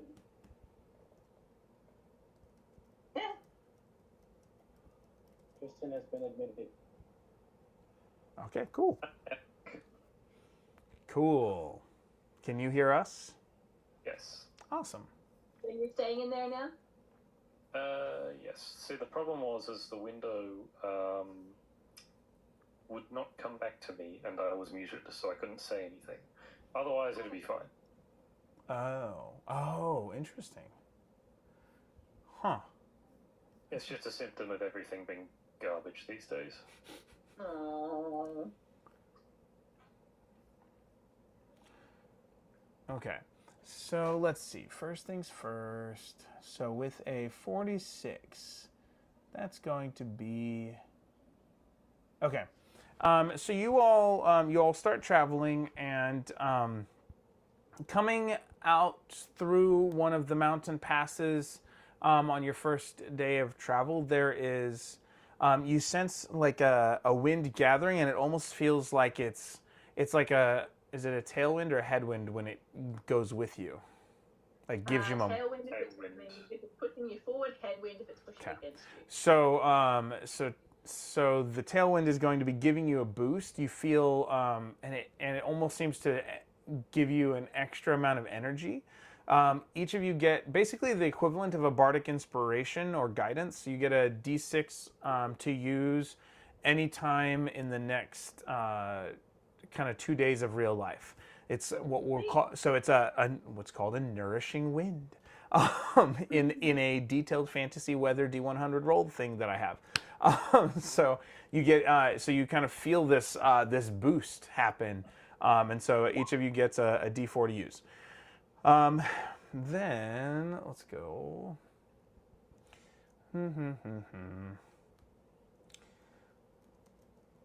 Now this area, let's see.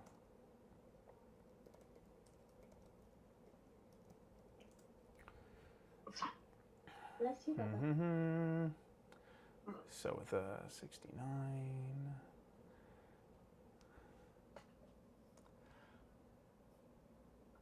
Okay. As you're traveling,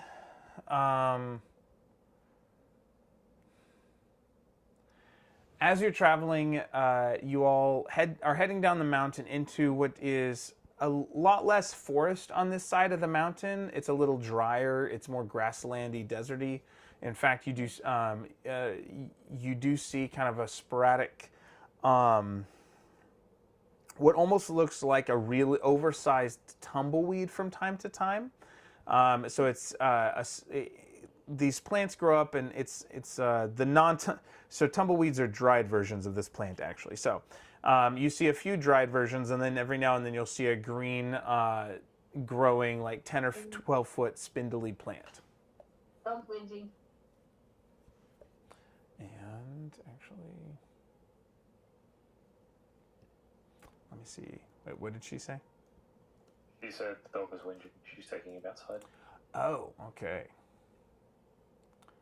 So does she have to go out, or should we wait on her? Is that? Oh no, she'll be back. She's just opening the door for him. Oh, okay, cool. We can't install a doggy door upstairs. Gotcha. Okay.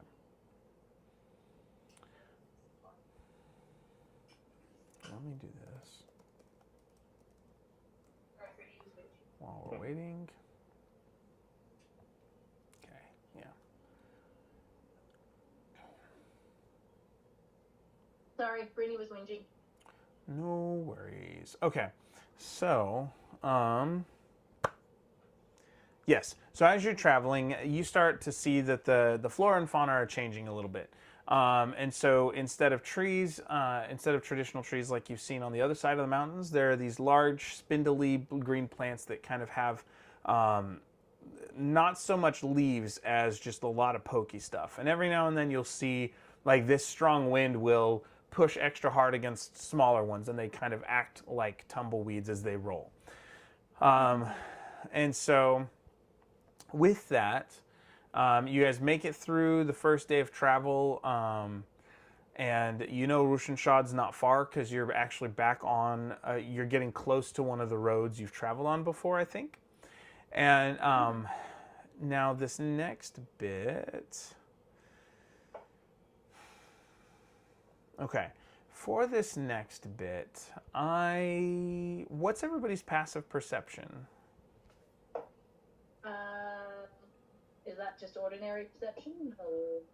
Or? It's so your passive perception or passive wisdom is usually on the bottom left of your character sheet. Yeah. Passive wisdom 15. Yeah. Okay. 10. Okay, and then what's Carrie's? On the bottom left. I think so, yeah. Above your tool proficiency. Cool. And I'm not using regular dice today, so. Are we talking about the column of the baseline? It's underneath where all your skills are. Right, I have skills. Yeah, underneath that one it should say passive wisdom or passive whatever. It And then says in brackets passive- it'll say It says perception. passive wisdom 13, I think. 13? Okay. Okay. Awesome. So with that, let me see if I can find. Have you guys? You have, haven't you? That should be familiar. Not that one. Okay. You all come across. Let me get these out of here. So you all come across as part of this. I feel like this is. You actually find a small oasis with a little bit of water, kind of trickling. It's running down, and so let me move you to that map. Make sure I'm not missing something on it. And it seems like perhaps this is a common oasis of sorts that possibly travelers will come to. And I have to try and get this to move without leaving a layover. Where? There. That didn't help. Wait. Okay. Okay, we're going to go here. Okay. So, can you guys see that kind of watery map now? Yep. Okay. Whenever you change map, I need to refresh the entire page. Oh, I'm sorry. That's fine. It's just always been the case. It worked historically, and now it just doesn't. Okay. So, let's see. We're going to pull Kroll. Have you allowed everything in no script? Yes, I have. Like, I'm not running anything at the moment. Very low. And carry. Refresh. Okay, and we're going to. So let me know when it's working for you. Yeah, it's working now. Okay. Okay, so if you guys can see that map, you all kind of end up in a bit of an oasis. There are still some of those tumbleweed plants here, but you also see a variety of flowers and that sort of thing. But you have been going for most of the day, and so it's and it's about middle of the day now, or a little late into the afternoon. You know Rushenshad's not far off. That's not working for me, whatever it was I was trying to do, so we're going to just be done. Okay, and you three are there at the top of the map. As you're traveling,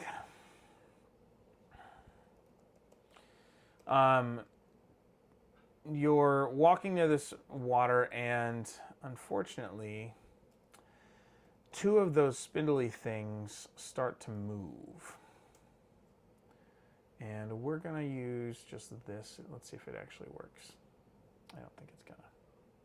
Bummer. Okay. One sec. Oh, wait, it did. I thought there was a token. So, for better or worse, paste. Copy, paste. And these are larger. So as part of the regular fauna, and I'm sorry that this token doesn't quite match, so they're going to be here, and one's going to be here in this corner. So two of these start to move, and they do surprise you because they rolled a high stealth. And what you realize as they start to move, what is that they look like oversized, like very massive giant spiders, not normal sized giant spiders. And then you expect, as something comes launching towards you, you expect it to be a web just because spiders. But it's not. And two wooden javelin looking things are going to shoot out spines, or two wooden spines, what look like wooden spines, are going to shoot out of these spiders at you. And I'm going to roll I'm going to roll 2d6s to see who they hit. 1 and 2 is Melusine, 3 and 4 is Carrie, and 5 and 6 is Kroll. Okay. Unfortunately, that means both of them are going to Melusine with a 1 and a 2. So, for whatever reason, maybe the blue is easier for them to target. I don't know if spiders are colorblind, but I know dogs and cats have that kind of only blue and black and white vision or whatever it is, or grayscale if I'm remembering correctly. Maybe it's green. But those are 2 attack rolls, so I need to get those.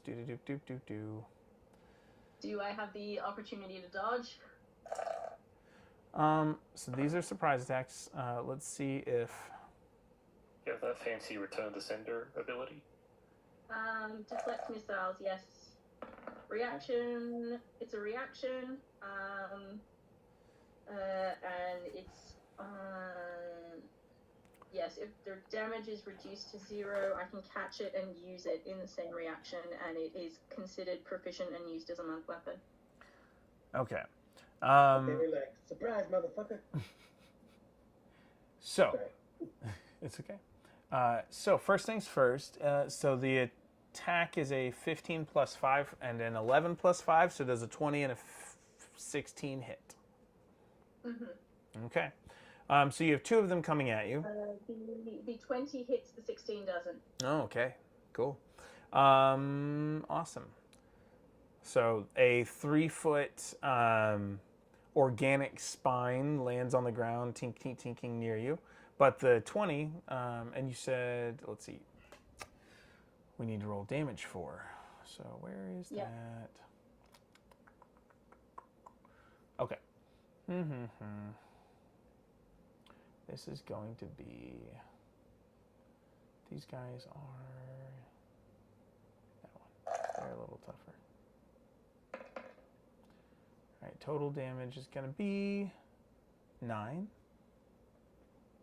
Okay, so 1d10 plus Dex mod plus monk level. My Dex mod is 4, my monk level is 6, that's already 10. Okay, so you're going to get to deflect it before it hits you? Okay. Before it hits, and I am going to spend 1 key point to turn it around and use it as a missile. Okay. So this 3-foot spine comes at you and you grab it and fling it back. Yeah, basically spin it around and use it. Okay, so make your attack. What should I use as the attack? Short bow or That spear or do harpoon? do the short bow. It should be it should be the same math. Yeah. Woohoo! 26. Ouch. Okay. And so let me just see. Yeah, and you're doing it as that. So it would be. So we can use that damage of 5. Sure. Okay. I do like that deflect missiles as a reaction, so I can use it over. Yes. So true. And then you can decide how much of your key points you want to do. Exactly. All right, I'm going to get this little guy here to keep track of their hit points on. Dry erase board here. One of my daughter's handwriting practice things from ways back, because my notes are not around. All right, so cool. Make sure it actually works. Awesome. So you do 5 damage deflecting that, and the other one is not targeted well enough. So that is what it is. Maybe they thought you were the smaller target, and I don't know, but they clearly miss. Glint of light off the crown. Yeah. So yeah.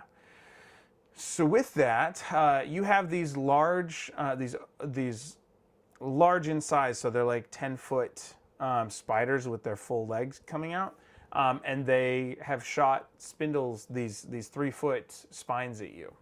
That's their surprise round. Now we're gonna have everybody roll initiative. So let me make sure it's clear first. And they keep moving it on me a little bit, so I have to find it. Turn order. It looks fresh. So, okay. So click your token and roll initiative.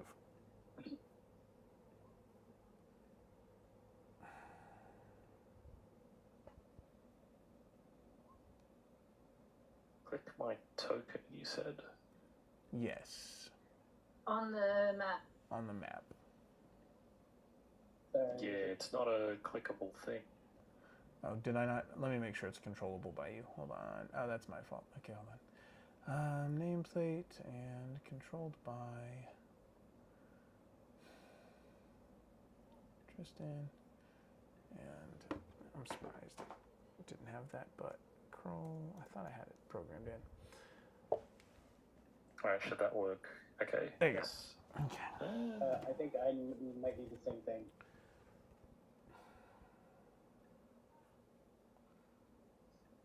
I have my health. You should be able to move it around if you need to. So where is the... Oh, no, the initiative, though. Initiative next to your armor class. Oh, okay, so still on the character sheet. Yes. Yeah. Okay, so I've already rolled it, but why didn't it appear in that table? Because you didn't have your character selected. It's weird Okay. like that. Alright, I'll go with that one. That one's better.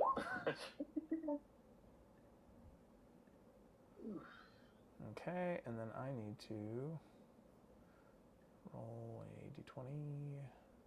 Give me 2 d20s for them. Now, I'm sorry, how do you get 12.13? that means you. No, because my initiative is 1.13. I think it was because there was other characters left over in there. I thought it was blank, but it showed like all the other players from the last round, and so one of them must have had the same roll as you with a contested dexterity. So then it makes an adjustment. And it's okay if that didn't make sense to you. Where does it go? +3. Okay, so we've got a 23 for one and a 20 for the other, because they're fast little boogers. And we're gonna sort. Okay, so one of the giant spiders, this one on the top left there, gets to go first. And with that, it will crawl around this water space a bit to try and come closer. And it has that whole web spider climb situation. And then it is going to shoot 2 spines this time. One is an action and one is a bonus action. Doop, doop, doop.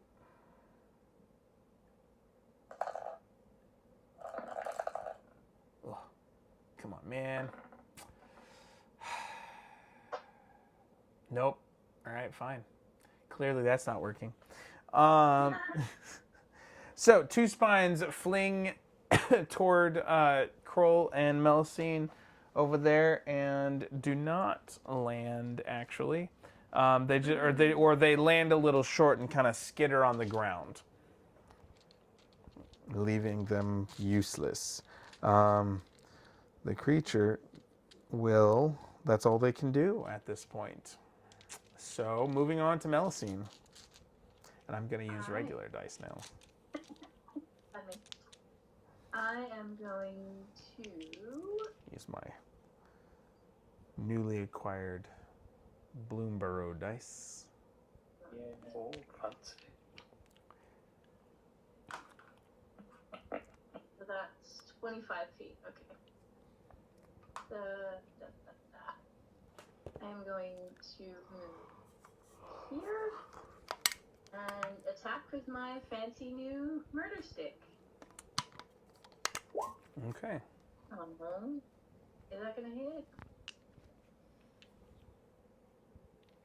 Okay, an 11, I don't think, is not going to be high enough to pierce. So to get through the armor, it's too fast is really what it is. So you go to swing at it, and it knocks the blade away with one of its legs. Right.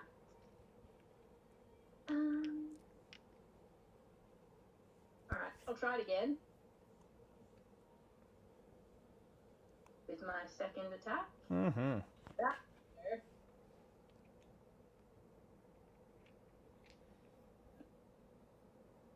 So yeah, sorry. Yeah. The other side comes up and straight underneath. So yes, that 22 definitely hits. And wow, nice on the damage too. So it will take 15 damage for sure. And you actually managed to knock off one of its legs there. Great. And I am going to attempt a stunning strike, unless it saves on the con save. So, just a moment. Where is my stunning strike? And we're gonna roll.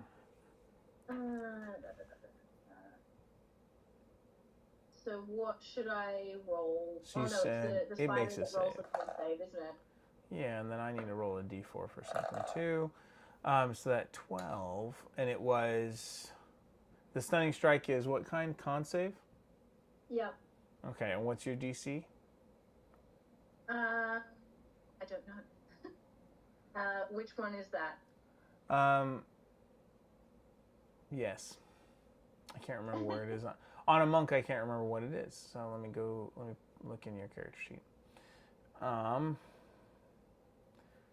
So you don't have My spells. constitution modifier is Sorry. 2.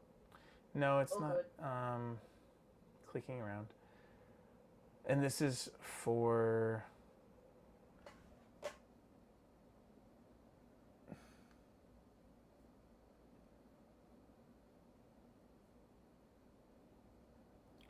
What's your normal? What is it for anything else?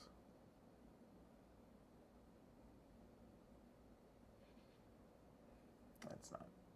Okay. Sorry.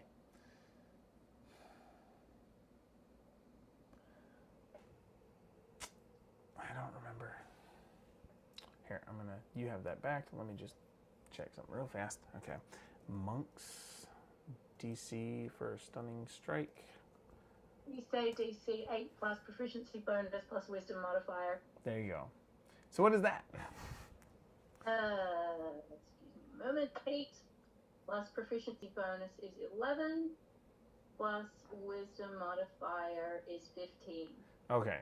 So, and it only has a 12 plus 1 on its save. So, yeah. And so what happens to it again? It gets stunned? It's stunned. It cannot move or do anything until after my next turn. All right. So it is stunned. Tweet, tweet, tweet, tweet, tweet. It's, you see a few of its eyes kind of go hazy as it seems to be in disarray. So, yeah. Okay. Cool, cool. And so is that your turn, or do you have more to do? I think I've done my 2 attacks. Stunning strike, I think, counts as a bonus action. Let me check. Stunning.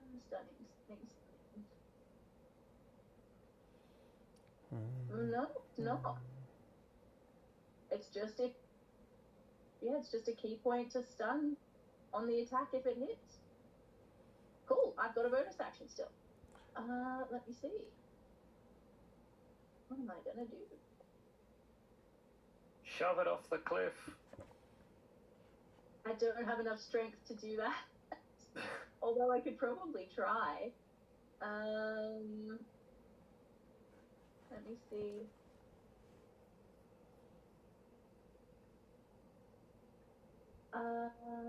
Flurry takes another key action. Let's do that. Can I try and shove it off the cliff? It takes an athletics check. Okay. And I'll give you.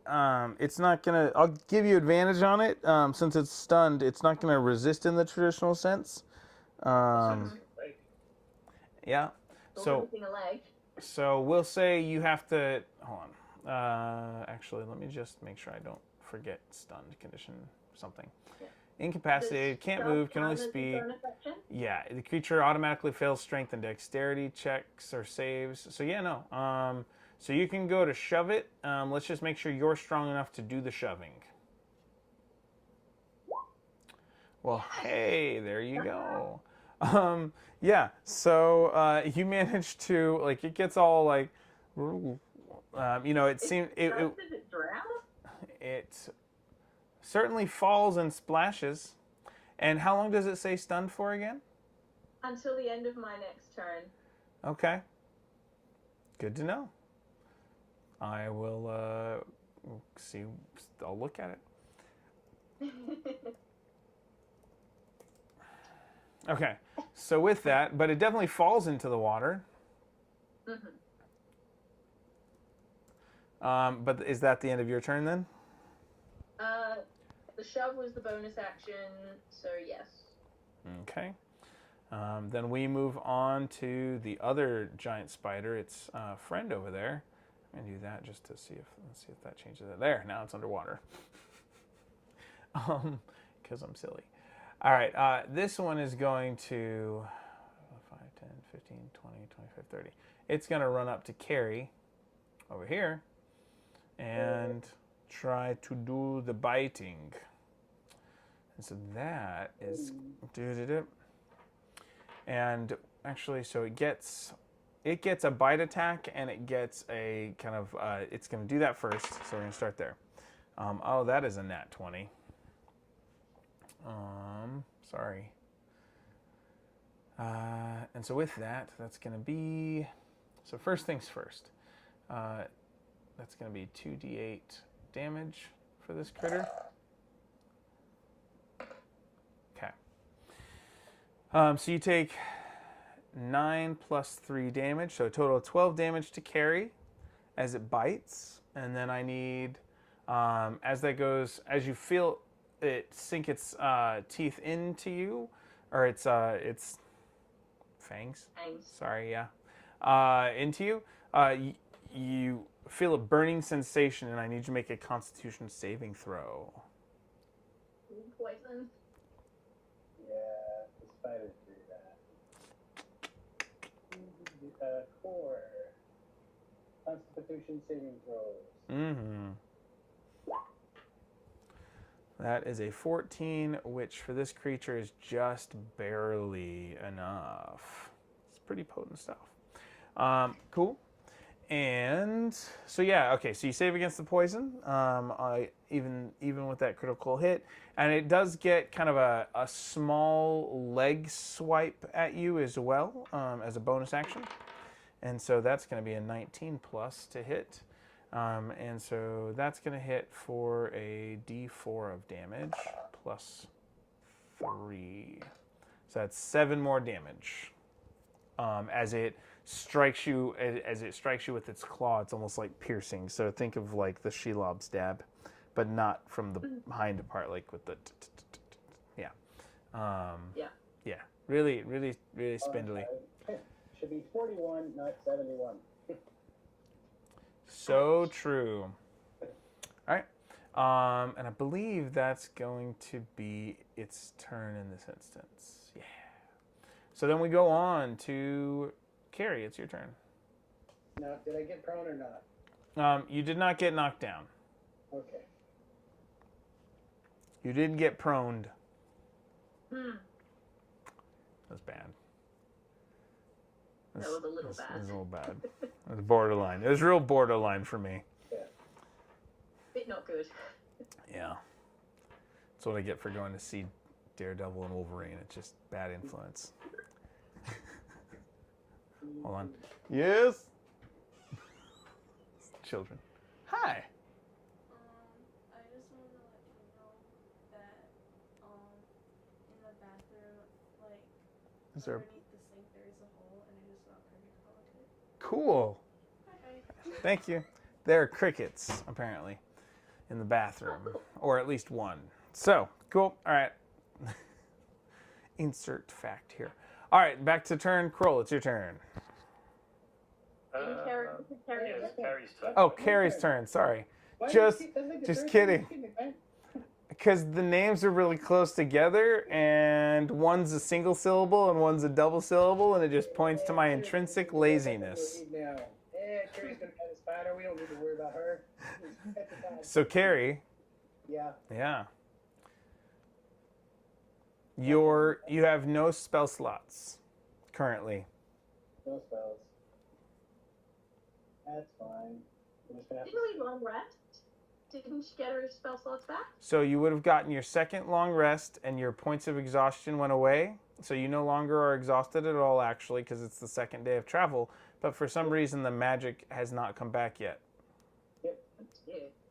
2 days later.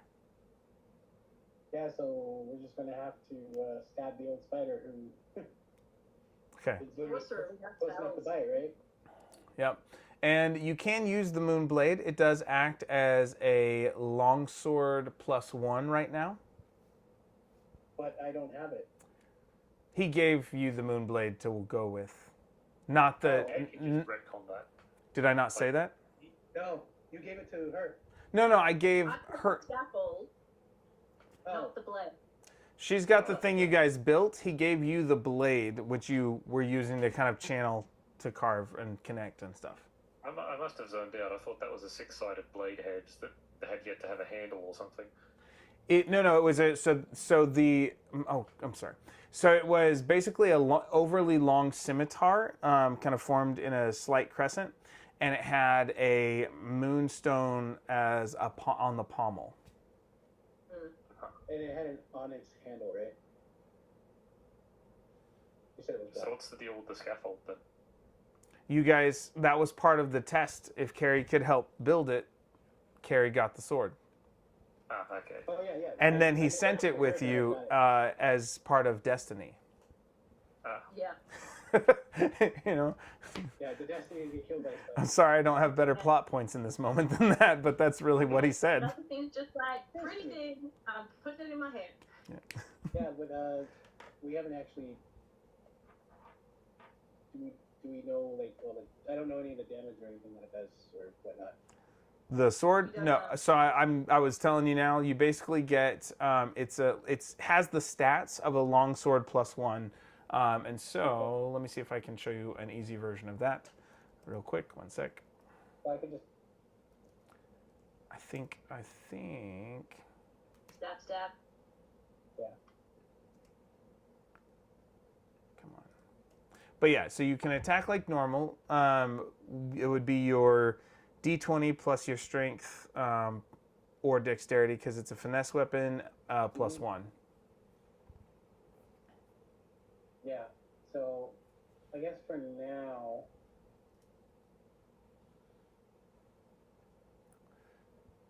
Basically, I got one in each. The plan was one in each hand, so. Let me go to core real quick. Or not finesse. Versatile? Not finesse. Oh, no, that's different. Yeah, ignore that. I was. Okay.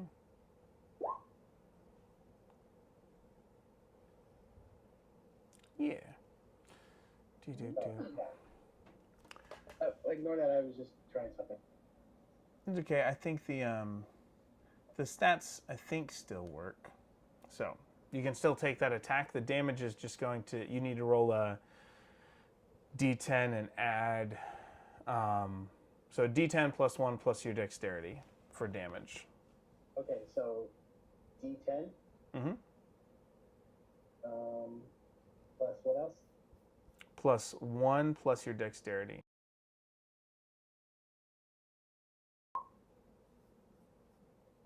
I rolled a D10.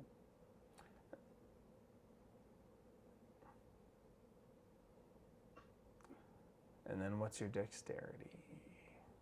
Oh, sorry. I'll go back to my other sheet. You want me to roll dexterity?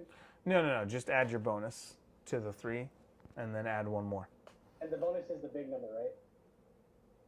Because it says 15. The larger sized number, which should be a smaller actual number, yes, in value. Okay, yeah, it says 2. Okay, so it's 5 on plus. My paper it says 15. Yes. So the little big number is not what you want. You want the big little number. Did I switch those somehow? No, it's normal. It's just you asked the big one, and it's like this is the problem with how the sheets traditionally lay out. So, but yeah. So you said your bonus index is a 2, and then you get it's a magic weapon, so it gets +1. So you do 6 damage. That's all we're trying to get to. And necrotic. Well, are you using not if you're using no, because the +1's for the moon blade is radiant in this actually. So, Okay, yeah. We'll go with moon Okay, cool. So that's your first attack. Anything else you want to do? Well, as far as I know, I only do I have 1 or 2 attacks? You can always do an offhand attack with your petrified dagger if you wanted.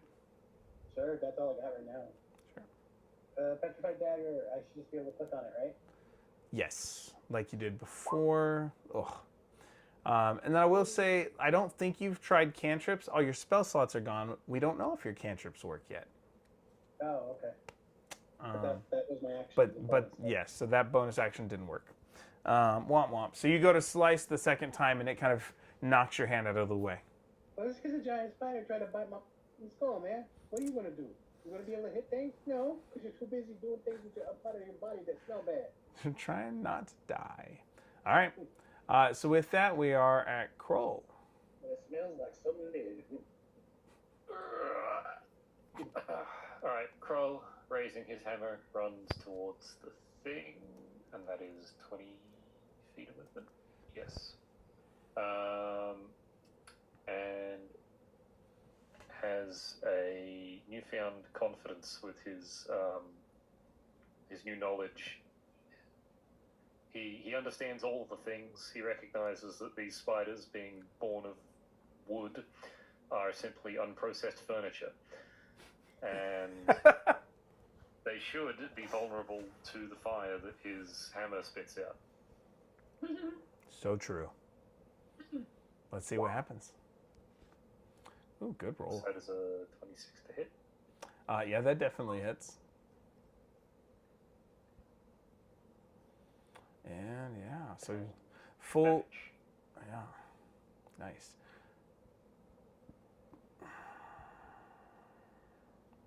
Okay, so we got 6 fire damage, and then okay, cool. Or sorry, I said that wrong. So we got your 2 fire damage come through, and did you say you were gonna rage or no? Yeah, not yet. He's not angry. He's He's just like yeah.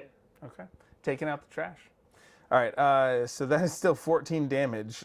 So that's a lot. Cool. Does the wooden tree spider have a vulnerability to fire? That's a good question. We will say that it doesn't have. It does have a weakness. It will take a half damage again. So you get 1 more point. So it's not double damage, but it will take half damage up. So 2 + 1. So it will take 1 more. I figure it's a trope of fantasy games that spiders are weak to fire, and it's also just a fact that wood is weak to fire. Valid point. I like your reasoning. These are a bit of a homebrew thing, so I had to think about it. So, and they are based off of a drive. Like I saw these trees driving east through Arizona in the desert, and I'm like, those totally look like what a spider looks like dead, but like huge. And so I decided to, yes, so this is totally inspired by that. First time I've actually gotten to play with them in a game, I think, even though I designed them like 6 years ago. But that's neither here nor there. And what else do you want to do? Great job smashing and whacking. I'm going to do that again. Okay. That did lop off 2 legs, by the way. Woohoo! Ow. Very nice. Okay. And then we're going to, so that damage is going to be pushed to 9 there. Ugh. Ouch. Powerful hits. So that was a total of 22 damage, plus 3 more, 25 damage in 1 turn. That hurts. Okay. All right. So Change nothing. with that, let's roll a d4 for me. If it's anything but a 4, this creature takes a critical or like takes a lingering injury. Okay. So they will actually you will lop off 3 more legs, and it falls on to one side, falls down on one side, and it can't. It's going to be at disadvantage to use its bite attack. I'm going to be spinning in circles. Okay. Yeah. Nice. This bite. Okay. Yeah. So it's So it is a large creature that just you feel the ground shake as it thumps, having those legs chopped out from under it powerfully. So, anything else Kroll would like to do? Talking is a free action any turn.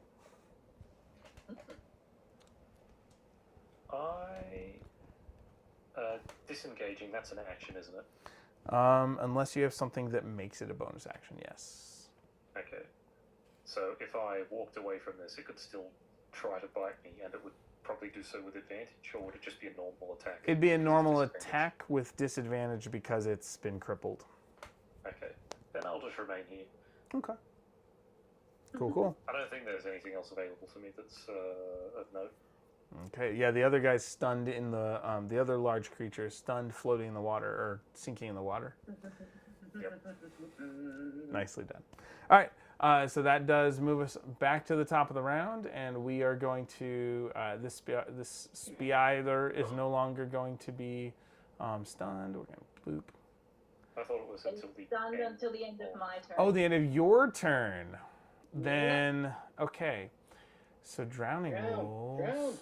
It's It's like it hasn't had a turn where it's not stunned yet. Sorry, where it is stunned yet. Yeah. yeah, that's true. Because your turn is next. All right, so we're gonna do this. Come on now.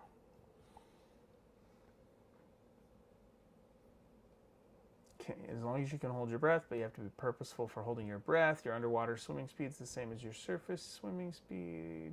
It's half your normal speed if you don't have a swim. No, come on, get to drowning, people.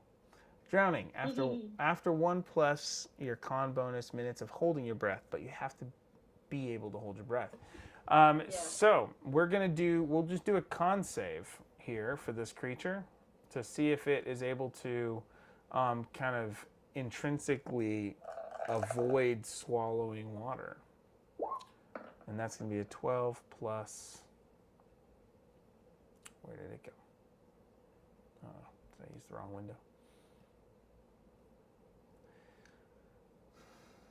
Okay, so a total of 13 on the con. I think I was going to make it be a 15 for that to work. So we're going to say that it does start to sputter and drown.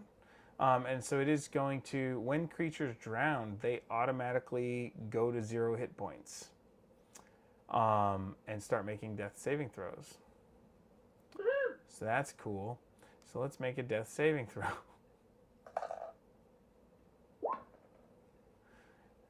Well, all right. Okay. It's flailing in the water, kind of stunned, but like its internal systems know something's wrong, but it doesn't have the ability to do anything about it right now. So its legs seem to be like slow motion. Okay, twitching. That's its turn, and we will move on to Melicine's turn. So it is now no longer stunned, but it's choking on water. Okay. So it's already at 0 hit points, so there's kind of no point in continuing to attack it. You could try spearing it in the water. You can, if you... But I'll say it's complicated. You see that it starts, like at the beginning of your turn, you can see the water churning in a strange way. It kind of half doesn't make sense because, yeah, it's flailing as if trying not to die. But well, it couldn't really do anything because it's stunned. It wouldn't be able to move. But now it isn't, right? Or is it the end of your turn? The end of Oh my turn. gosh, I'm so capable of paying attention to the details right now. I swear. Never mind. So it It's just automatically fail that death saving throw anyway because it can't move. okay. Moving forward. So what do you want to How do? many death saving throws do giant creatures normally get? Not any, but I figured I'd give it a shot. A fighting shot? Yeah. Right.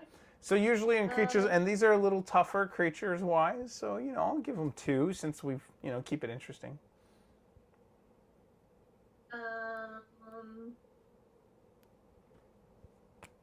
Can death saving throws be mitigated by extra attacks, or Yeah. like it's You already at 0 points? So if you deal it damage, it will auto fail.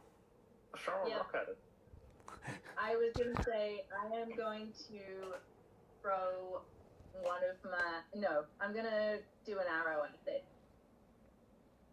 Okay.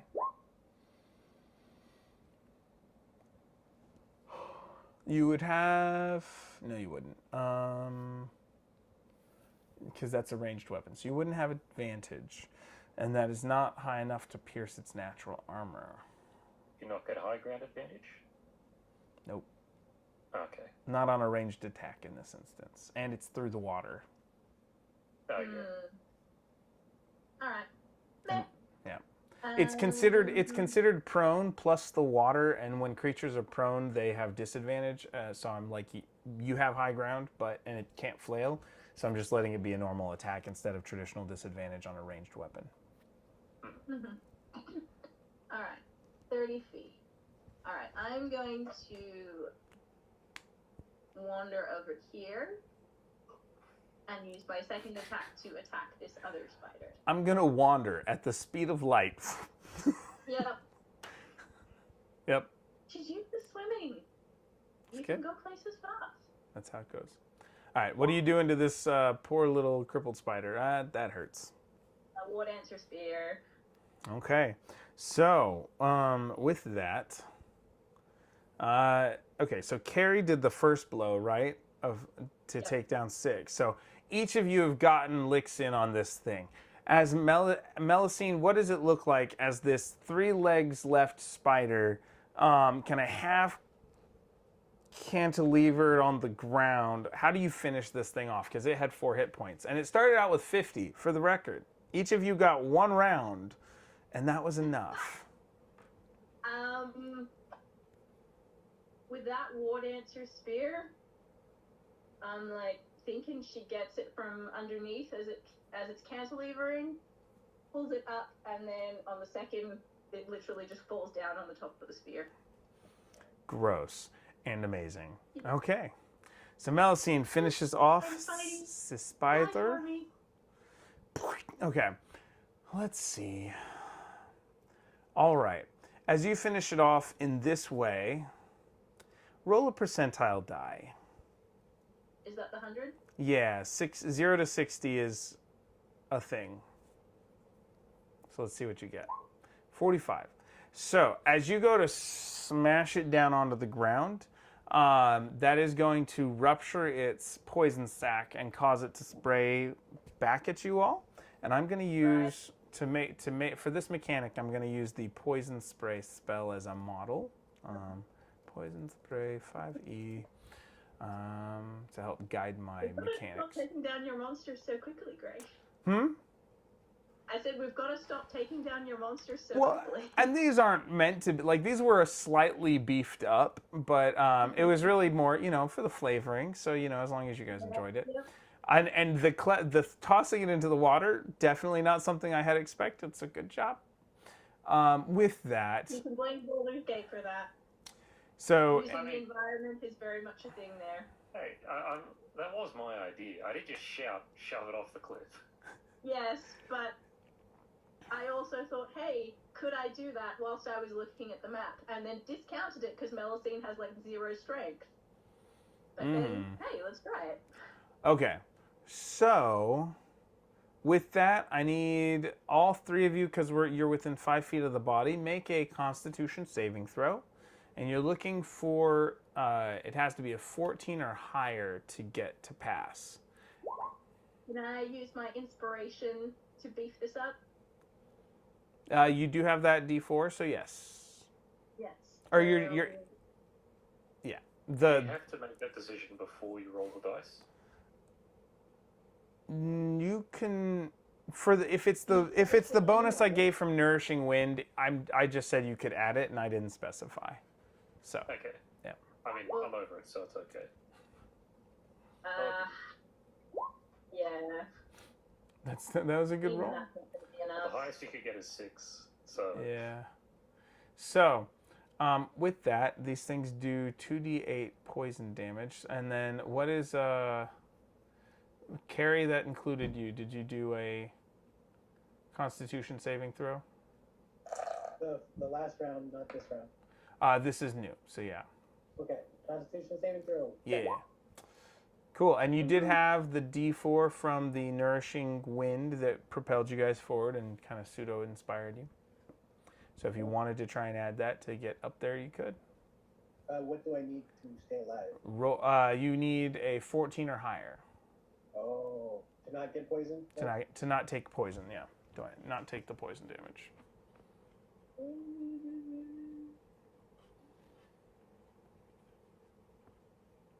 Sorry, trying to find Womp, womp, womp. it. All right. So, both of you take the poison damage, which is 13 poison damage from the noxious mist that spurts out from it being slammed down as it was. Bloody spiders. Yeah. Just like the Labour Party. What That's was? What are you saying, Tristan? I said no, it's the Liberals. Liberal, sorry. Yes. Just like the Liberal Party. Yes, who are actually the Conservatives. Because it's Australia. Because it's Australia and everything's backwards. The toilet And water. The Conservative Party in Australia is the one that banned guns. If you needed a measure of how conservative our Conservative Party is. Oh, well, that was back in the 90s. Yeah, but they're the same people. It's, yeah. I would argue that they're worse now. Oh, yeah. There's no way they would ban guns now. And even then, Howard had to go out basically on a limb on his own because no one in his own party would back him on it. I don't know. Unfortunately, I don't like keeping up with my own country's politics, much less having a frame of reference for yours. I'm sorry. Context-wise, we had a big mass shooting at a historical site back in the 90s, and Oh, yeah, by the way, ours is bigger than any of yours. yeah. We got the best one. I have those examples I have heard. Yes. Okay. Gotcha. Yes, and in response to that, our Prime Minister at the time basically said, right, we are going to ban all automatic and, was it semi-automatics as well? Yes, automatics and semi-automatics. All those weapons are going to be banned, and his own party, which included a coalition with, like, the Nationals, who were kind of the party Oh, that's of the country rural party. Hicks, all the farmers and what have you, basically went like, hell you will. And he went, I don't care what you think, this is never happening again, and basically did it completely on his own. I hate that man, and it is the one thing I will give him credit for. Wow. So, yeah, he pretty much single-handedly, in face of his own party's uproar, said, no frickin' way is this ever happening again, and went on to completely ban automatic and semi-automatic weapons. They got turned into fishing rods. Wow. And they did it so that people actually, the government did a buyback scheme so that people weren't just having to surrender them. The government actually bought them off the people who had them. So they got money back for them. So they didn't feel like, from my cold dead hands sort of thing. Yes. They actually got money out of it. Yeah. Wow. That's interesting. That's really intriguing. I feel like I have to go look that up a little more now. It was the Port Arthur massacre that started it all. Would have been 96, I believe. I think I was in year 8. That sounds about right. Yeah, I was in year 8. Yeah, me too. All right. Sure you were, Brendan. Well, Yep. with that, I've got one more death save for the spider, and it doesn't succeed. So, a series. You hear the squirming stop in the water and bloop bloop bloop happen. And yeah, so you all have you've managed to successfully beat the briar weeds. So that's what these are called. Oh, okay. Or briar. So yep, cool. All right, and so as you were continuing to travel, this will put you. I'm trying to get you back there. How Where long is it? does the poison last? It's just that one round. If it took you down to 0 hit points, it could leave you paralyzed even if you didn't completely die. But in this case, it didn't. So, yeah. Yeah, I just lost half my hit points. That's it. No big, you know. All right. So we'll pull back out to the main map, And with that, that has you all get rid of our turn order. So with that, you all will continue your day. Coming up to Russian Shad on this would be make it day 9. And so, and it would be the end of the day on day 9. From when end of day, day 9. So you show up in the evening as you wander in up to Russian Shad.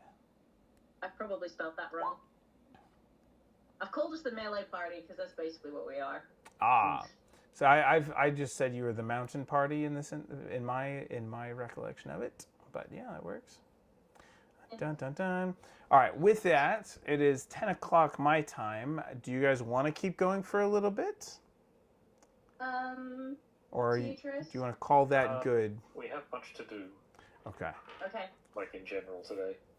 Okay. Yeah, we kind of do have a very, very dirty house. I know this feeling. We go for a walk.